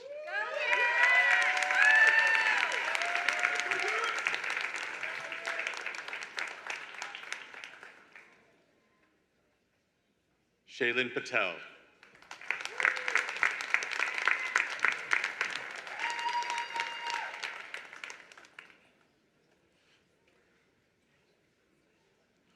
Rakshit Rajendra.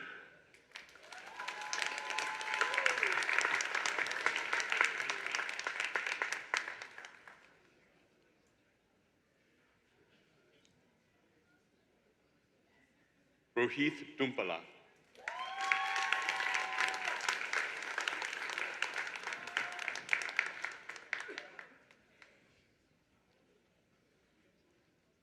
Sanket Patel.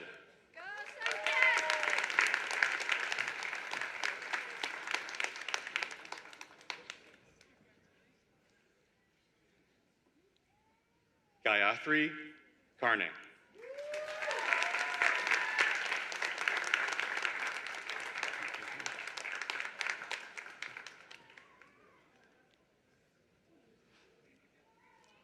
Cesar Rodriguez.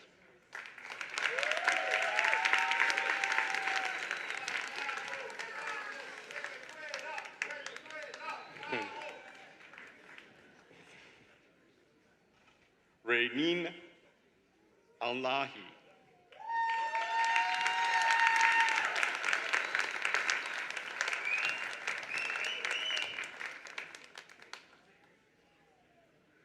Salma Alai.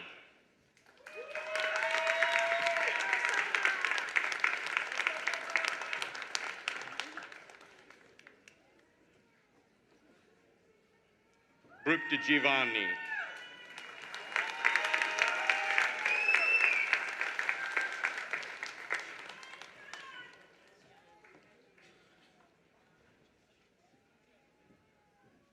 Chantal DeVlute.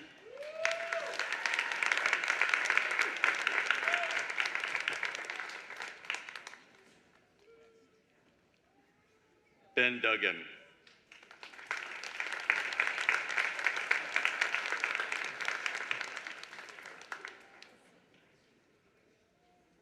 Alsinhan Karun.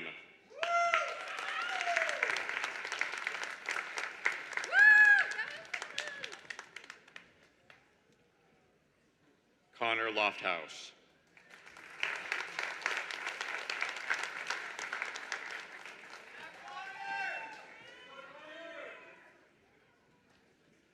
Aiden R. Donahue.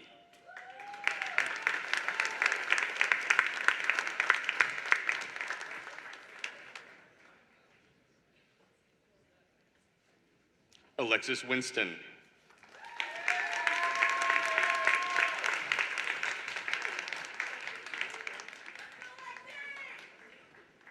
Heraclio Paco Rubio Guerrero.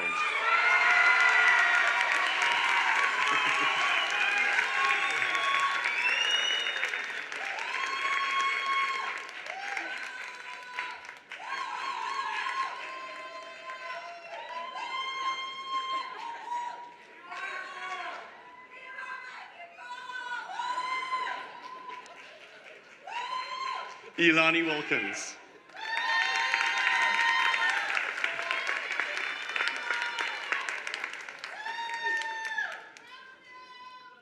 Caitlin Lintz.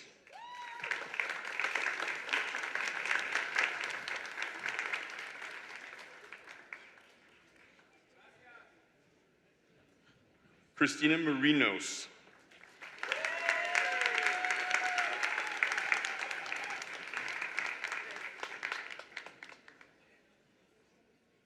Kelly Gershkoff.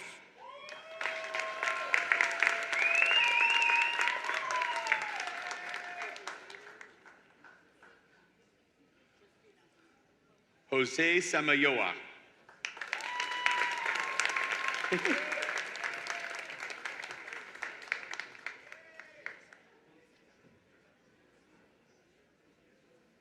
Onika Leach Edinburgh.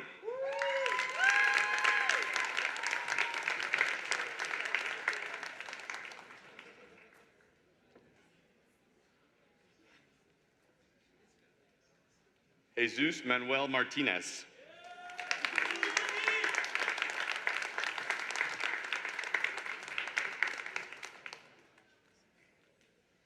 Kayleen Nicole Cochran.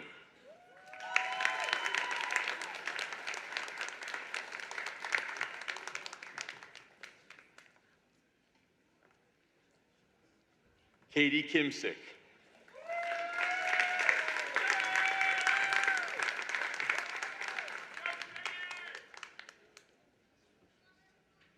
Morgan DeSarno.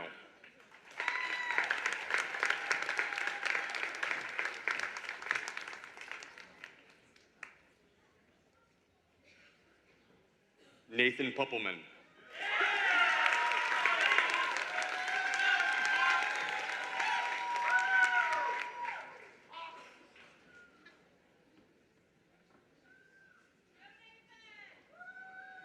Natalia Sejo Negron.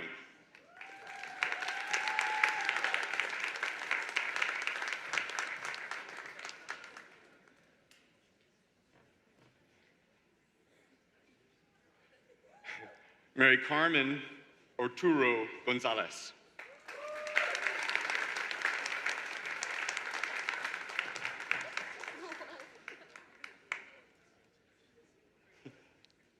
Nicole Zembrowski.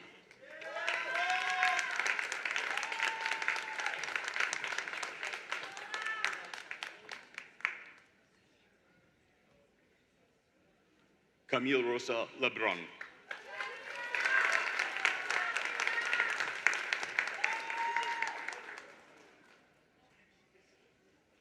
Anika Heminger.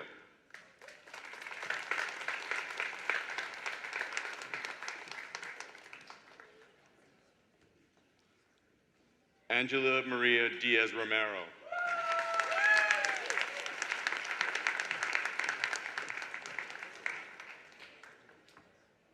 Warren Teague.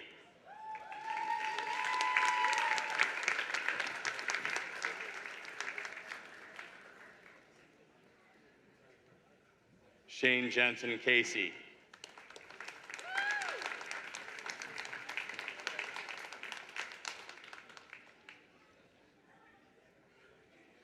Hunter Karam.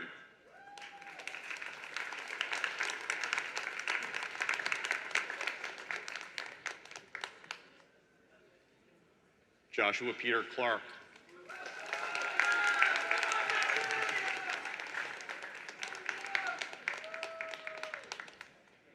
Joshua Zwine.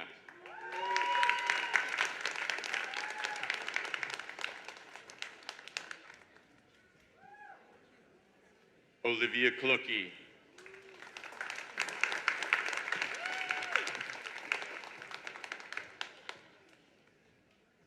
Garrett Morgan.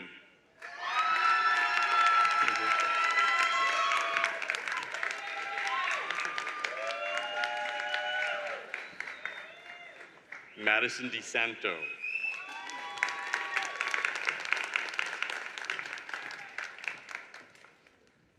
Jonathan Gregg.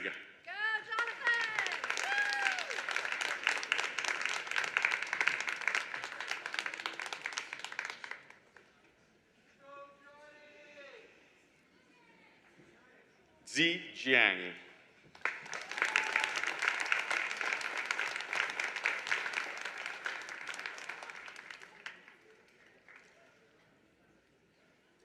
Alistair Malik.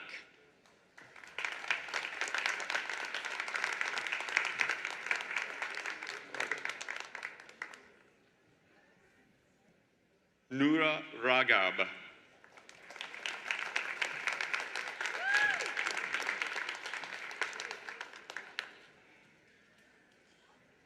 Jose Castro Rodriguez.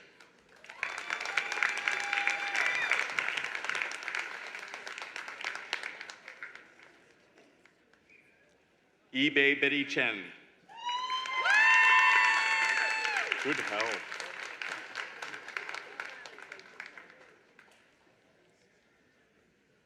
Addison Middleton.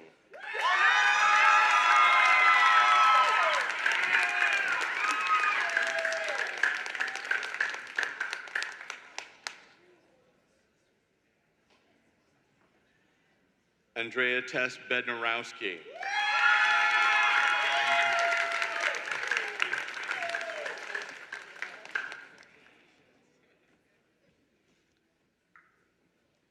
Juanita Libreros Ferranda.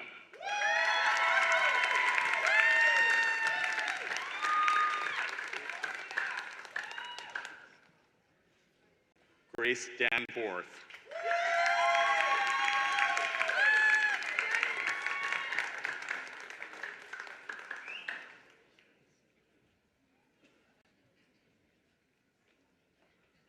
Srini Yathi Rajabushka.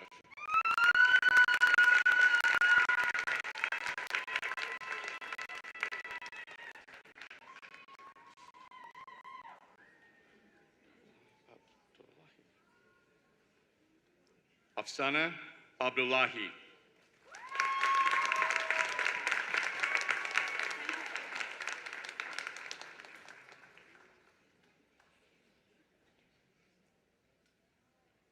Tramte Mai Nguyen.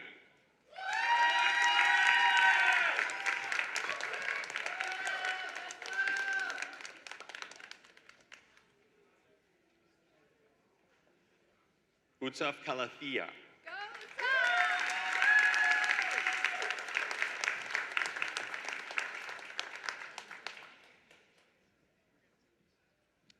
Carlos Victor Coelho.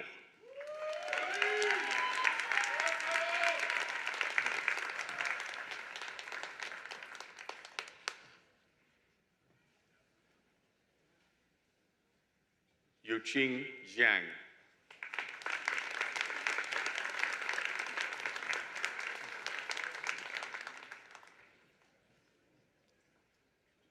John Yu Taberner.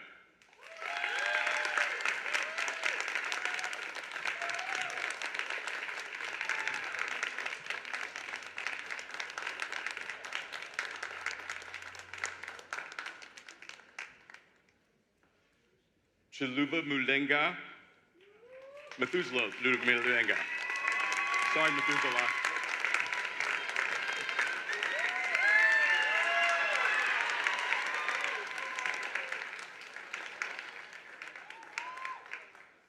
Robert W. Mickle, Jr.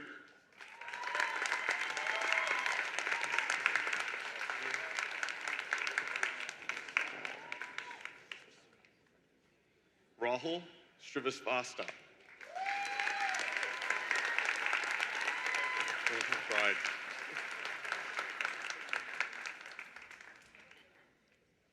Dominic Pitu. All right. Congratulations.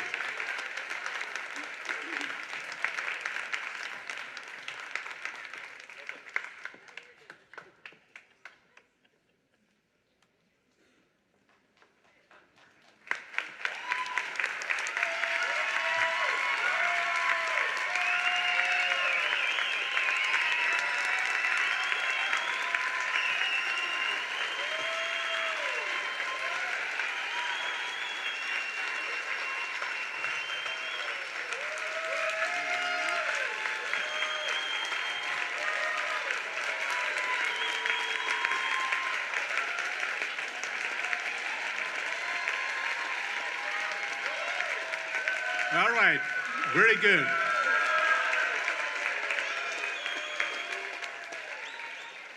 Yeah, so there is one last detail we'll need to take care, and I will take care of it. Thank you for your recommendations, deans of the schools, by the authority vested in me by the Board of Trustees of the Boston Architectural College. It is my great honor to confer upon you the degrees you have earned. In accordance with custom, you are entitled to all the rights and privileges that pertain to the degree here and elsewhere. Now, congratulations, you did it.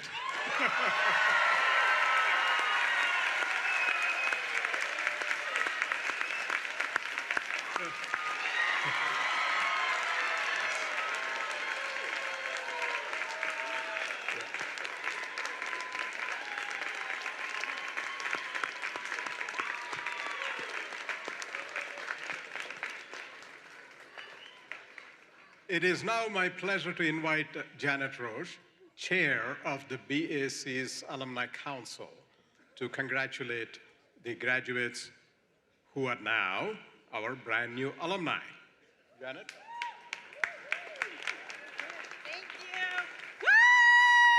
Woo! We could not be more proud of you, class of 2025. You did it. Yes, you did. That's right. You're official graduates of the Boston Architectural College. I'm Janet Roche, class of 2017, and I have the honor of serving as your chair at the BAC's Alumni Advisory Council. On behalf of thousands of alumni around the world, and we see you out there, I'm thrilled to welcome you to our alumni community, a creative, passionate, resilient, and deeply connected group of designers and innovators. It's a pretty great club to be a part of. So let's take a moment and appreciate the journey that brought you here. You've worked incredibly hard, from late night design studios and portfolio crunch time to interviews, critiques, and those infamous glue gun burns and X-Acto knife slips that we all have the scars to prove it. Along the way, you've been supported by your friends, your family, faculty, staff, and perhaps more importantly, each other. The connections you have made here are strong and lasting, and they'll continue to support you wherever you go next. Now, as a BAC alumni, you join a network of people who truly get what it took to reach this moment. People who have walked in the same halls at 320 Newbury Street, shared your dreams, your struggles, and your drive to make an impact through design. But here's the thing, this isn't the end of your journey at the BAC. It's just a new chapter. As alumni, you have the chance to give back, and I don't just mean money, right? They'll talk to me later. And help shape the future of the BAC. And there are a lot of ways for you to get involved. Be a mentor to a current student, join a portfolio review panel, volunteer to speak on a career panel or in a class, host a student at your firm, help with admissions, outreach, or alumni events, or even join the Alumni Advisory Council. You can meet me afterwards and just send me your information. You don't need to wait to be a seasoned professional to make a difference. Your experience right now are valuable and inspiring to the next wave of BAC students. We're in this together, and together we can continue to make the BAC great. Keep creating opportunities, not just for yourselves, but for your peers and the students coming up behind you. Whether you stay in Boston, or whether you move across the country or around the world, because I'm going to Italy. You carry the BAC spirit with you. I implore you to stay connected, stay curious, and above all, stay proud. Congratulations again to the class of 2025. Welcome to the BAC alumni family. Woo!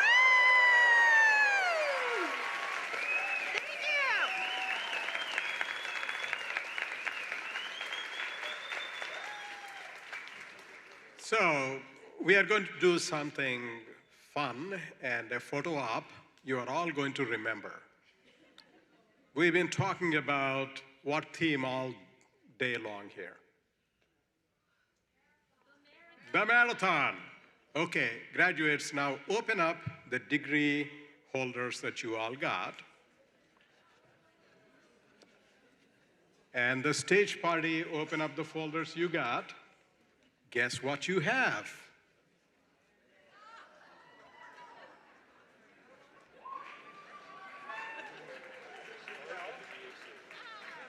And now we are going to do a photo op.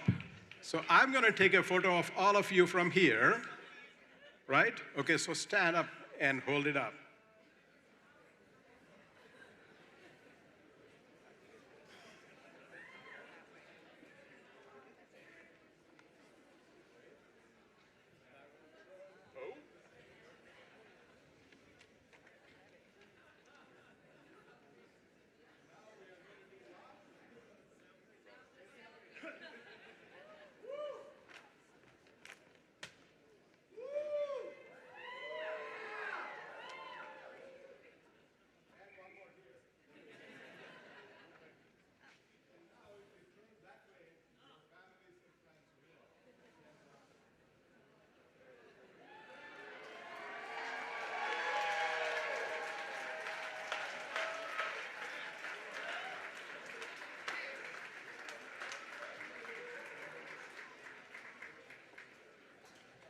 Excellent, so that's your keepsake. It has my signature on the back. Okay, so keep that with you. And so graduates, families, friends, thank you for running this whole course with us today. Today we crossed our Boylston Street finish line together, cowbells and all. And the city of big ideas just grew by one remarkable class, out there and here all together. I'm grateful to every pace setter who made this day possible, our creative, tireless faculty and staff. Yeah, sure, yes, faculty and staff. And I'd like to call out my Chief of Staff, Shannon Arvizu, and Executive Assistant Matt Lundin, who mapped the route, this particular route. The marketing and communications and facilities and operations teams, every volunteer, and our media partner, Bear Walk Cinema. You are the water stations, the medics, and the cheering section rolled into one.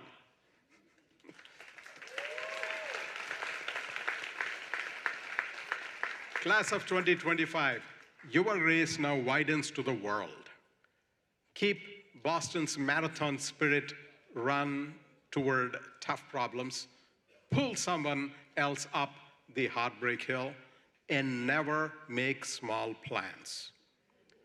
On behalf of the Board of Trustees, faculty, staff, and the entire BAC community, I wish you health, courage, and a lifetime of big finishes. Great. So please remain seated.